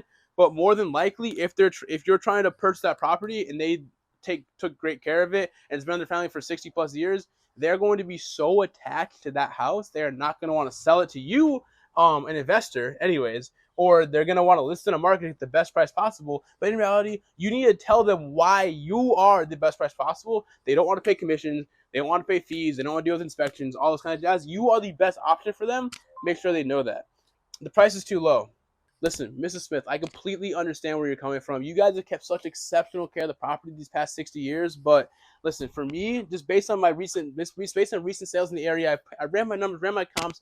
Based on recent sales and what I think the house is going to need, I got up 250 to 260. And listen, let me tell you why. We're going to purchase that property. We're going to turn it around for the next family that's going to most likely be living in that property. It's a beautiful area. The house has great bones. The school systems are great. I know it's going to be perfect for a young couple starting out, or somebody who has a brand new family coming. They're looking to move into a good school system. I want to make sure I give them the best product possible. But for me to do that, you don't have to make sure the price is right. So I have enough room to invest in this property, to turn it around, to make it the best possible product I can, so I can then sell it to a family down the line who's going to love this property, who's going to take care of it, who's going to be able to live in it for another 50 plus years, just like you guys did, because it's a good product for them. I understand you want $400,000 for the house, but that's retail value. I do think the house needs a little bit more work than I was originally anticipating. So listen, if you can strike a deal with me, I promise you that we're going to make this house a beautiful product, and another family is going to go live in this house for another 50 plus years after we're done renovating it, after we sell it to them. Play on the heartstrings. If it doesn't work, it doesn't work. Some people aren't going to care. But if you play on the heartstrings of somebody to say, oh, they lived there for 60 plus years, and now all of a sudden you're going to turn around and sell to a family who's going to probably live for another 30, 40 plus years, that's going to pull on their heartstrings and be like, you know what? I agree. I know the house needs some work. I know we've kept great care of it, but I know it's 2024 now. We haven't updated since the 70s. You know what? I really want to see what this house can look like when it's done. Please keep me posted. I'll talk to my family, and I'll talk about this offer. We'll see if we put this deal together. If she's going to talk to her family about the offer, and if she's going to talk to her family about the offer, and she already told you the price is too low, always go back to here. So when are you going to review with your son, with your grandson, with your kids? When are you going to review so I can be on the call too to answer any questions that they have and explain it to them exactly how I explained it to you? That's another one you just overcame. And again, some people aren't going to sell to you. Don't beat yourself up if they don't sell to you. Some people are really just not going to take your offer. Some people might not need to sell. They want $400K for the house. It's worth $380. Like, well, I want retail. Again, we are going to have Wholesaling 2.0 coming out, which is going to teach you how to navigate those deals and how to use a different option to make money on those deals. But that's for a different day. So I need to find something else before I sell. Easiest one to overcome. Perfect. No worries at all. We can make this sale subject to you finding suitable housing. And I am more than happy to put you in touch with one of my personal agents who I've worked with multiple times. Because obviously you're an investor, you're not an agent. Even if you are an agent, you're an investor. You're not actually as an agent. Refer them to somebody. So this is the point where I said you need to go networking events, you need to build your network. Because this is the time that you're going to be able to have somebody on hand who can help them find a house, whether it's a house, a rental, anything they need. So we're gonna make this sale subject to you finding suitable housing. We're not gonna close until you are comfortable in your next spot and you have a set date in mind that you're gonna be moving in. We will close right then. And if you need a little more time, so say you need to sell to buy, no worries at all. Or maybe you need to sell before you can get an apartment because you need to have a hefty security deposit. You don't have any money. No worries. I can give you a 1 month lease back, so you're gonna get the cash in your pocket.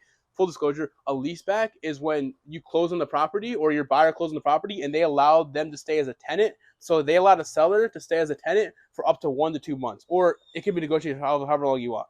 But most common is 1 to 2 months. So leaseback, closing the property, they get cash in hand, and then they stay as a tenant for 1 to 2 months or as long as they need to stay. So back to it. So I promise you that we will not close until you're ready to go, or if you need the money in hand before you move, no worries. We're gonna close. I'm gonna give you a 1 month lease back. That way you already make the best decision for you and your family, or that way you already make the best decision possible. You have all the money in your account and you're ready to move on something as soon as you see the opportunity. I'm gonna put you in touch with my agent. His name is Bill. He's gonna be reaching out to you in the next couple hours. He's gonna be in charge of helping you find something. I promise he's a great guy. How's that sound to you? Great. So that's easy to overcome. Then you need to find something.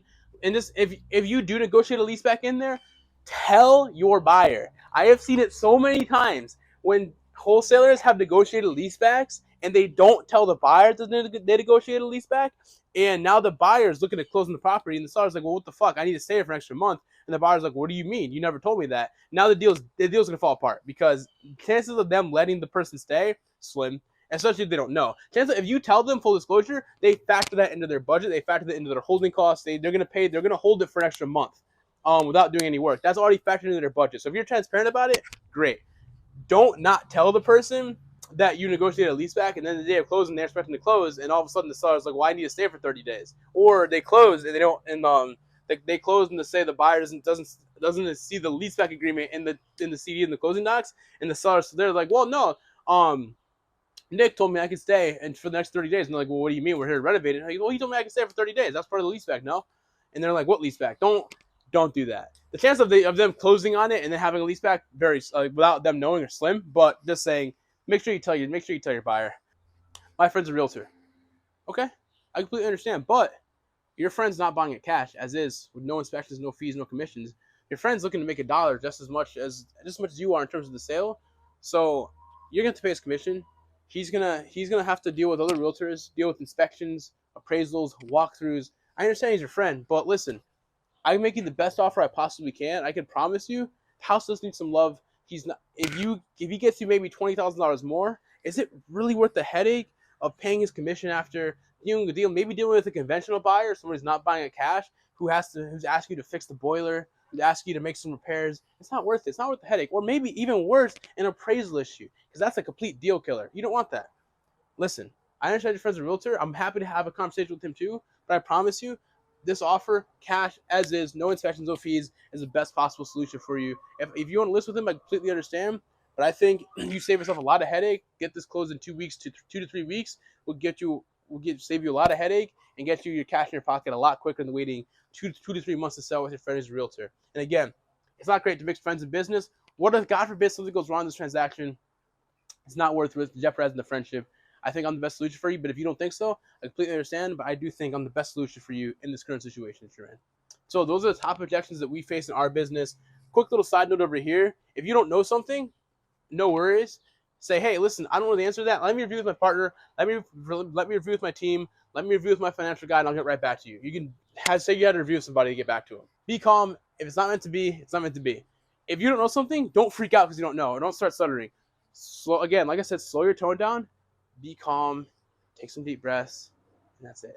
That's all I need to do. Don't fumble something because you don't know, or don't fumble something because you're nervous. Just be calm.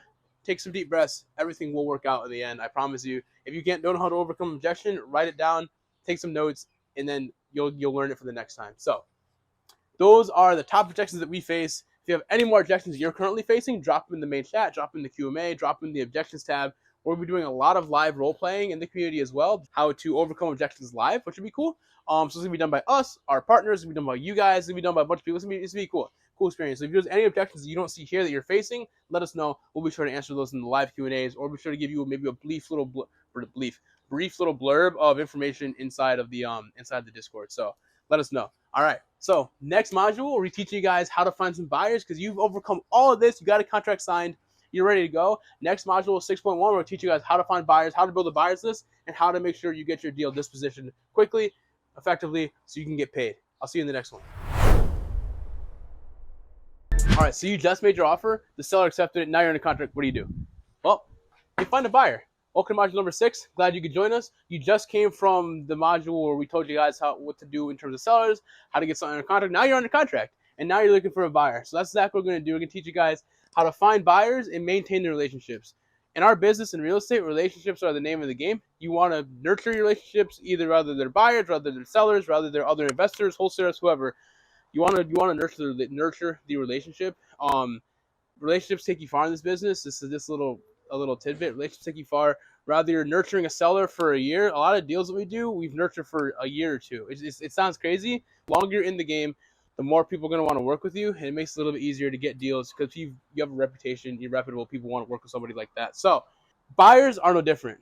For having a list of buyers that trust you, know you, and view you as not just a random wholesaler, but as somebody they can have as a partner in business who refers them deals, who gives them the best possible deal, is going to take you astronomically further than a scrub wholesaler who just posts his deals and prays that somebody buys them. You don't want to be that guy. You want to be a professional. Even if you're doing it part-time, you want to be a professional. You want to be the person people can trust. So we're going to make sure you're that exact person. So how to find yourself a buyer, how to disposition it to that buyer or dispo to that buyer. Meaning once you find a buyer, you got to sell them on the process. I mean, there's a million buyers out there, right? But you want to make sure you sell it to the right buyer.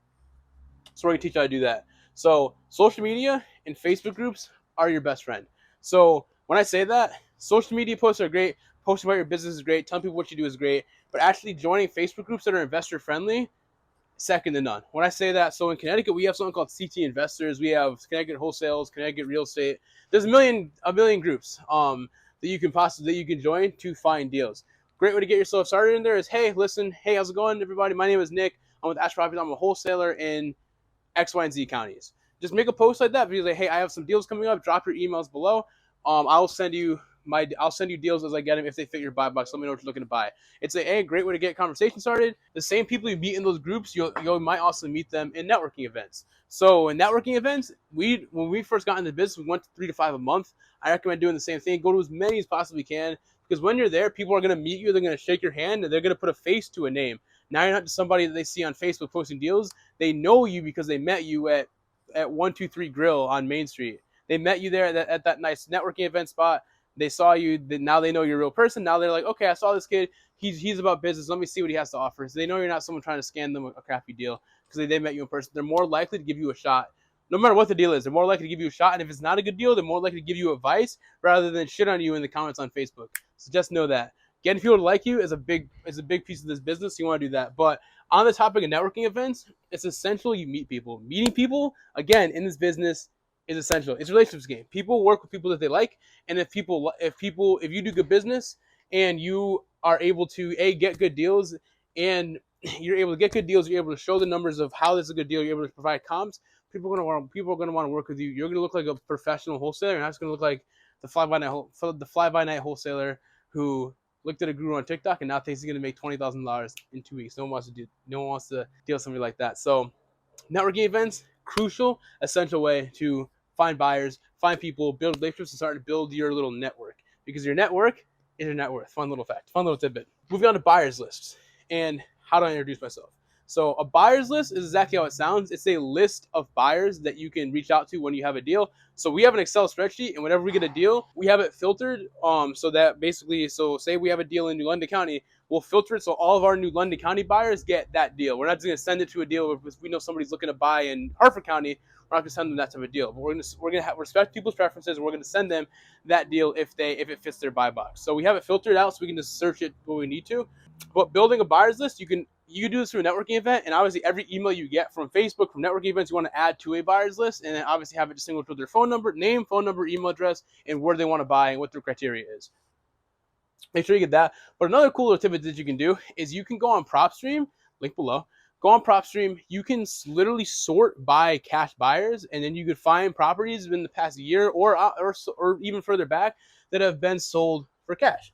So what I like to do is we like to go on PropStream, search it by, say, for example, Hartford County, see who bought a house cash in the last year, and then say who has more than 5 properties. Because they have more than 5 properties, they're more than likely an investor. So that's somebody that we're going to want to call, have our VA call them, reach out to them, and see if they're looking to purchase more properties. If they are, great. Get their name, phone number, email, and again, get what they're looking to buy, and then reach out to them when you have a deal.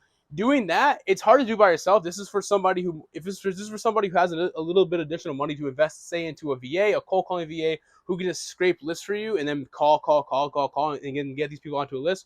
But say you have all the time in the world, you want to do it yourself, you want to dedicate 8 hours in a day, you can call close to 1,000 people, and I guarantee if you do that, a lot of people, they'll pick up. They're real people, they're buyers. They'll pick up and they would want to be on your list because at least you're reaching out to them and thinking about them to buy their next deal. So people like that.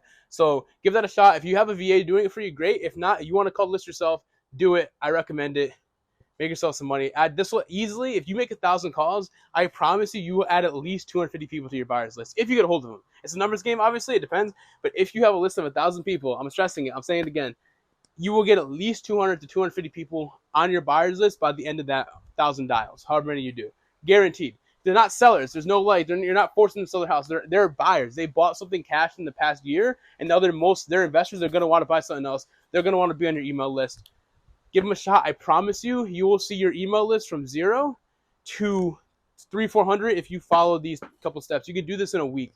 You can have a buyer's list from 0 to close to 500 people in a week if you follow these steps. So now you know how to find a buyer. You're good to go. You're feeling confident, right? Great. How to dispo your deal to that buyer. So you have hundreds of buyers you're going to send an email to, right? How do you put it together so that way people want to actually work with you? People open their emails, and if they just see you have a deal on 123 Main Street but no other information, they're gonna be like, "Oh, I'll look into this later." They're not gonna look into it later. Nobody remembers that they're gonna look into it. That's why you want to put together a deal package. What is a deal package? A deal package is the property address, the comps, the ARV, repair costs, exactly everything somebody's gonna want to know in a deal. Photos, you name it, you want to be put there. Put together a deal package. That way, when they open the email, they don't need to leave the email and look at it later. They can look at it in 2 to 3 minutes. You have everything they need there. They have comps, they have photos, they have your ask price, they have everything you need right in that one email, so they can look at it and make a decision. If they want to see it, they'll reply to you. Or if they want to see it, they'll make a note and they'll reach out to you. They'll call you. If they know you personally, they'll reach out to you. They'll figure out a way to see it. But having a well put together deal package is essential to making yourself look like a professional wholesaler, a professional real estate investor, and not just a scrub that someone just trying to get a deal off his plate or her plate.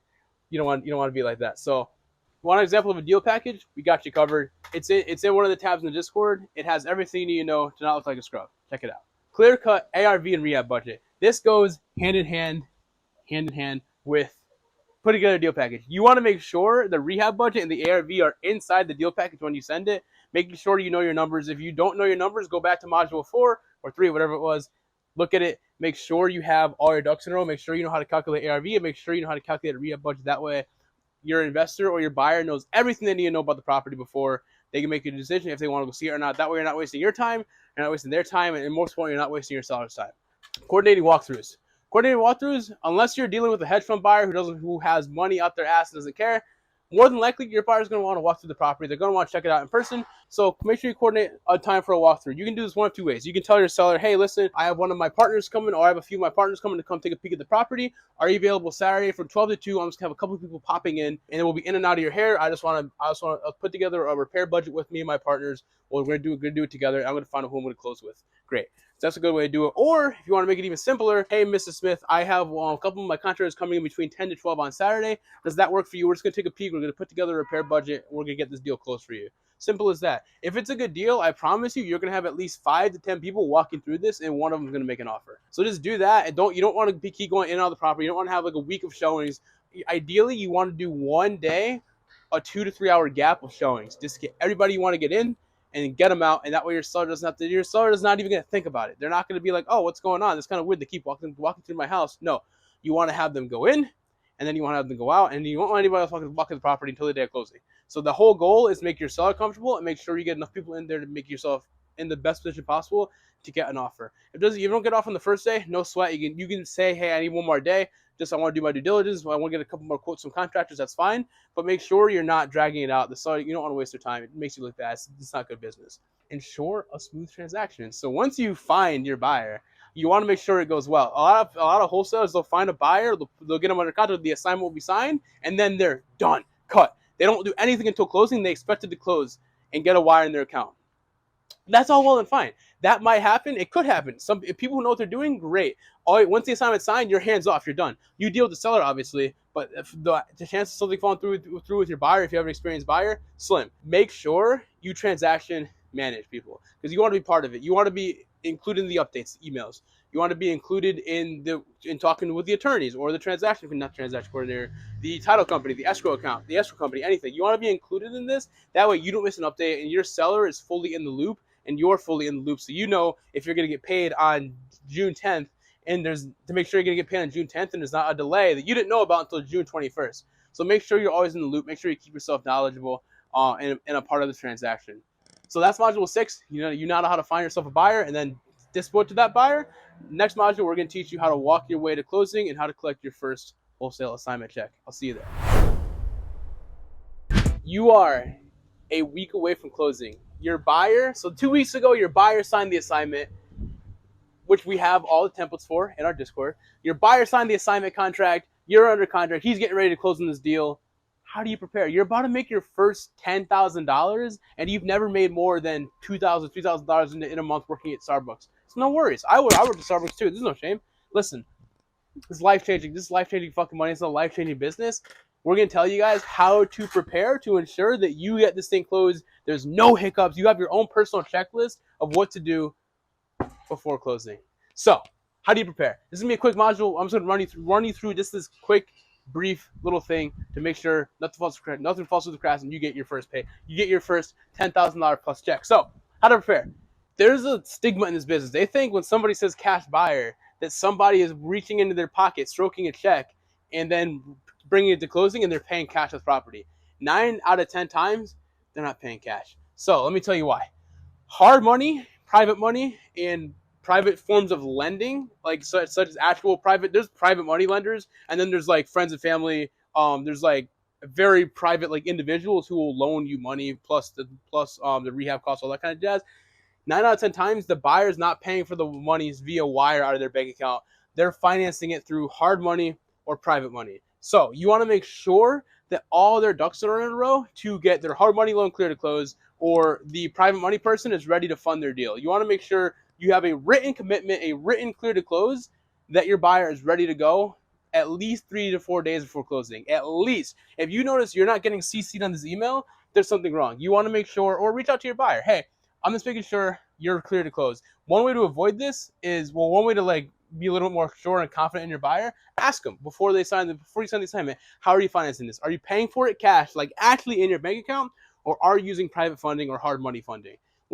Most of the time, I promise you, if it's a rehab property, they're probably using hard money funding. No worries. Hard money is great. You can still close it in a week or two. Hard money is great. I'm not saying hard money, but it does need time to go through underwriting. It doesn't have time to close. So you got to make sure your buyer is clear to close before closing. Because if they're not clear to close the day of closing, you're not closing. It's sad to say. I feel like a lot of people don't understand that. Make sure you know what type of financing your buyer is coming to the table with before you sign the assignment. Because if they say, oh, yeah, I'm going to buy this conventionally, no, they're not, because they're not going to allow you to pay an assignment. Fun fact, little tidbit. Conventional or FHA lenders, or especially first-time homebuyer lenders, do not pay assignments. Some banks do. 9 out of 10 do not. I promise you. They don't. They're not going to pay. If you're selling this to a rehab buyer, or unless they're using a 2 or 3K loan, but if you're selling this to a retail buyer, they're not going to pay your assignment. Hard money lenders, private lenders, and cash, you can pay an assignment. They can buy or can pay your assignment at closing. Conventional lending or FHA lending cannot. So just be aware. And if they can, if for some miraculous reason the bank that they're using allows it, great. Verify with the bank first. Yeah, and please let us know which bank. If your buyer has a bank that they lets them buy it conventionally, and it pays an assignment, let us know. We want to work with that bank. So next but not least, confirm the closing date with a title company or attorney. We're in Connecticut. We're a very attorney-heavy state. That means an attorney will close every single real estate deal that we have in the state. It goes to the attorneys. We usually don't deal with title. I couldn't name a single title company in Connecticut. I think one's name was like Caddick or something like that, or Catlick. But like we don't deal with them. The attorneys deal with them. Make sure you confirm the closing date with the attorneys. Make sure they have your wire information, or make sure they know where to cut your check to. Ideally, you want to have an LLC open to do this. It protects you from any liabilities. It makes it look more professional, all that jazz. So you ideally want to have a business account open, or that way a business, you can have a business account. Attorneys will also feel more comfortable wiring you your assignment to your business account rather than to your personal. But just this little tidbit to keep in mind. Confirm the closing. Make sure all of your attorneys or all your title companies' ducks are in a row, and that way you get paid on time. That way there's no disconnect. That way they know where the money's going. They have your wire information. That way when they close, they can just wire and disperse directly to your bank account without you having any issues. Nobody wants the issues to come up. Nobody wants for this deal to close, and you're like, oh, where's my $10,000 check? And they're like, what do you mean? Make sure you communicate. Make sure they know you're part of the transaction. Make sure they have everything so you can get these things closed with no headaches. Finishing up any loose ends. So loose ends, and that could be literally anything. I don't have any. I could give you some scenarios. For example, make sure the final walkthrough goes well on the property. Make sure the seller's out of the property. If it wasn't an as-is sale and the seller said that they were going to take care of X, Y, and Z, make sure it's taken care of before closing. Communicate with your seller, communicate with your buyer. Make sure everybody's good to go and on the same page before closing, and that's going to make your life 10 times easier. So this little checklist, it doesn't seem like a lot, but I promise you, this one in particular, don't mind my bad star. This one in particular is going to be the biggest issue before closing.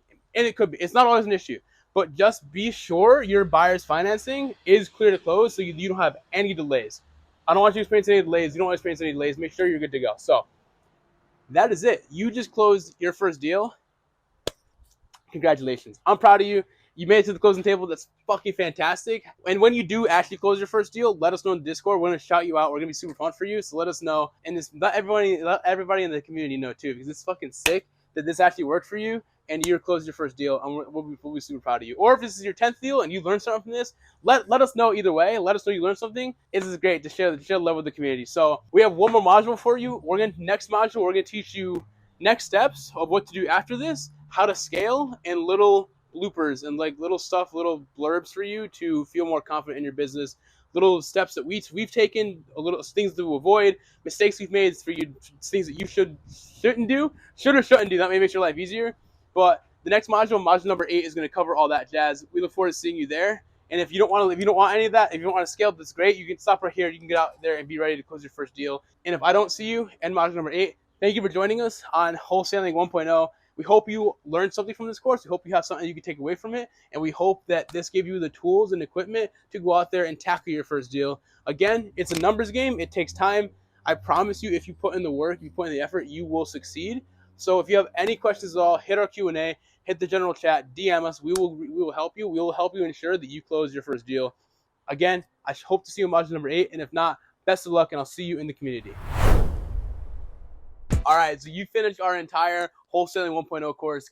fucking huge congratulations. I'm smiling a lot because I'm excited for you. You know, now you know how to get a deal and work it step by step by step, so you feel fully confident. If you don't, watch it again or ask us, and we will happily help you and take you in the right direction. But if you left us on our last module, you're obviously not seeing this now. But if you decided to join us on the scaling module, how to build your business, welcome. It's gonna be a quick little blurb. I'm not gonna go too crazy in depth, but I just wanted to be able to tell you guys some little tips and tricks of how to build, scale, and maintain a business. Because at the end of the day, if you want to do this full time, if you want to be a wholesaler or an investor, you got to know how to scale. You got to know how to build a business. You're not just a mom and pop.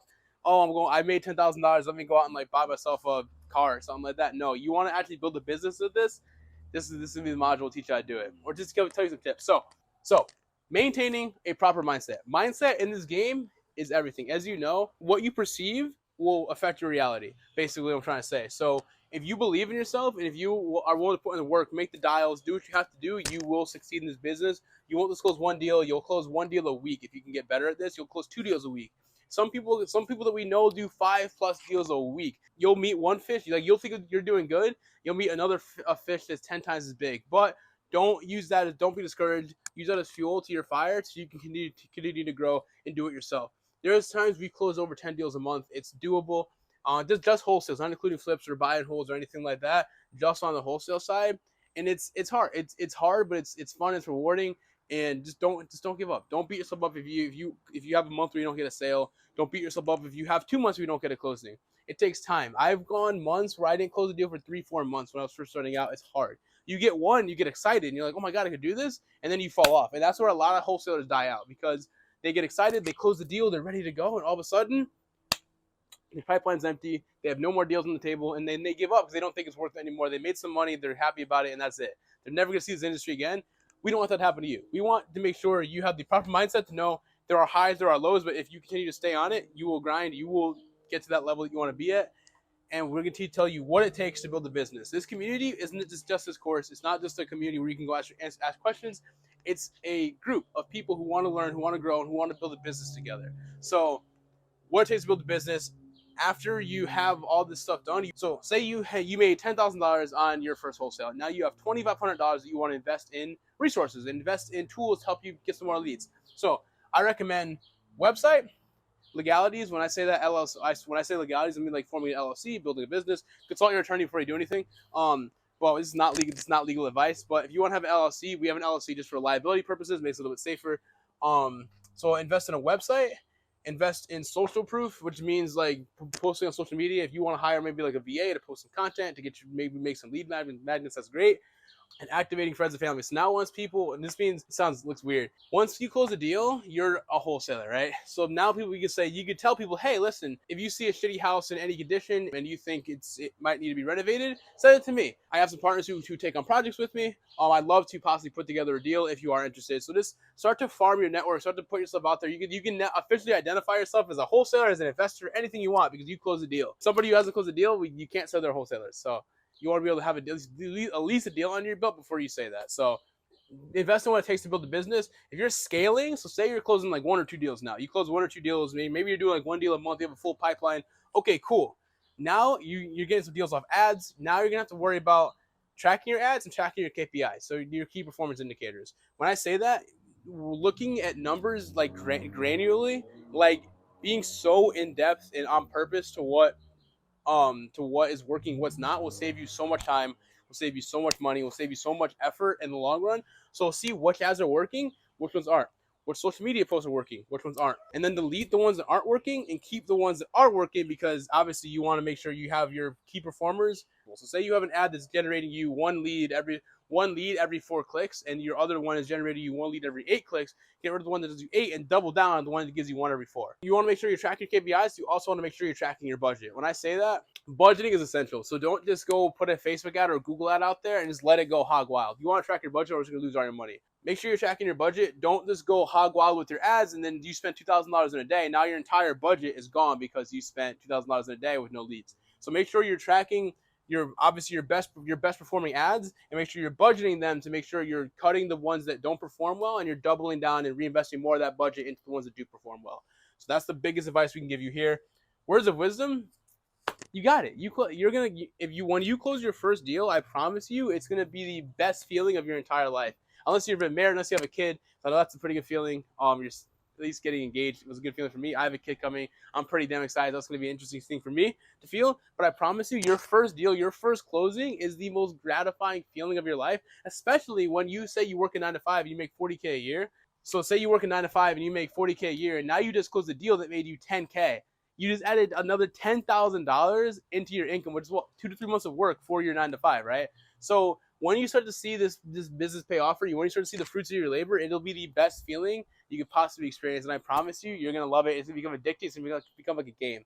Little tip: we gamify everything we do. We make sure it feels like a game. We make sure we enjoy doing it. Because at least for me, I have two things. Well, I have ADHD and I have a short attention span, which goes hand in hand. So I need to enjoy what I do. I need to gamify what I do. Is because if it feels like a game for me, I'm gonna want to do it. And I'm gonna want to complete it because I like playing games. I'm an Overwatch fan. For those of you who also like Overwatch, it's a dying game, I know. But if you gamify your life, you will start to achieve more because you're taking steps every single day because it's addicting. It's like a game to you. You want to succeed. So if you like games, try gamifying your schedule. It'll help you a lot. What's the limit? What's the limit to your business? How far do you want to go? How far do you want to take your business? Do you want to do 10 deals a month? Do you want to do 1 deal a month? Do you want to do it on the side? Do you want to do it full time? Do you want to invest in real estate, have a portfolio? Do you just want to wholesale? What's the limit? There's no limit. There's physically no limit with wholesaling. There's people who close $1 million assignment fees, wholesaling buildings, wholesaling warehouses. There's no limit. If you can find the deal, if you can find the deal and it's a good deal, somebody out there will buy it. How much work do you want to put in to how much work do you want to put in to actually grow your business, and what is your goal? So there's full disclosure, there's no limit. It's, if anything, you're the limit for limiting yourselves or your limiting beliefs to think that you can't do it. But in reality, there's no limit. This business has changed our lives. It's changed our families' lives. It's changed, for example, I was able to help my parents buy a house, help them buy cars. This entire thing has changed my life. It's changed my team's life. It's changed our lives with Astra Properties. It's changed our lives within the team here we have at REU. We all wholesale, so we all know this is beneficial. We all know it works. We all know there's money to be made here. It's a life-changing experience, a life-changing business to be in. So there's no limit. So don't let yourself limit. Don't have any limiting beliefs. Believe in yourself because the sky's the limit, or even past that, so you can do it. What's next? Setting up a game plan, additional resources. Biggest thing, don't blow your money. If you make $10,000 or more on a wholesale, please, I beg you, don't go out and buy a pair of Cartiers, a pair of glasses, a pair of like a watch, or like a car, or anything like that. Use the money to invest in your business. Obviously, set some aside. You earned it. Go take your girl, your parents, or whoever out to dinner. Take them out to dinner. You've earned it. You did something great. Go somewhere you never would have gone before. Go have fun. Go set a budget to go have some fun. Maybe pay down some debt. Do something else. But have some fun. Obviously, because you just made $10,000. Set some aside for taxes. Don't forget. Have some fun. You just made some money. But if you want to set up a game plan, take 25% of your budget of what you just made. Take 25% of your income and budget it out to help you grow your business. Rather that's ads, rather that's making a website, rather that's investing maybe like a content creator to make some social media posts. Rather it's something, but investing inside your website, taking some money aside, help in doing that is essential. If you want any help doing that, check out the link below this video. We do offer another service where we help you set up a game plan and we actually help you scale your business. We teach you everything that we do in our businesses and we help you apply that into your business. So check it out if you are interested.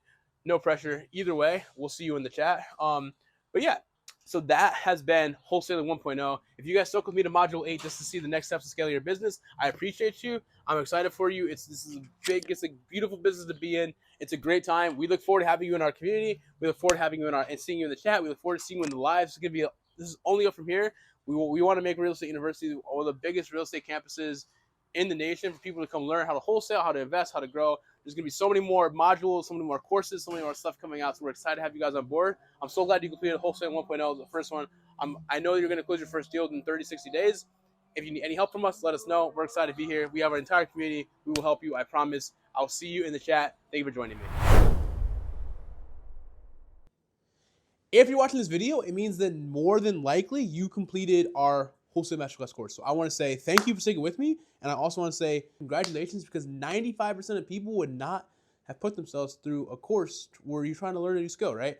And that alone means that more than likely you're going to be more successful than anybody around you because you've learned discipline. So by now, you should understand the basics of wholesaling. In theory, you should be able to go out and start making offers. You should know how to find sellers, how to find buyers, how to negotiate, all of that good jazz. You should be able to apply these things into your business. But speed is one of the biggest denominators, like I said before, and the person who gets to the deal first is usually the person who can come out with it because you can build a relationship with the sellers. Now, if you get to this point and you decide that you don't want to just know how to do it, but you want to know how to like build a business and truly get behind it and scale it, I recommend you check out our premium community.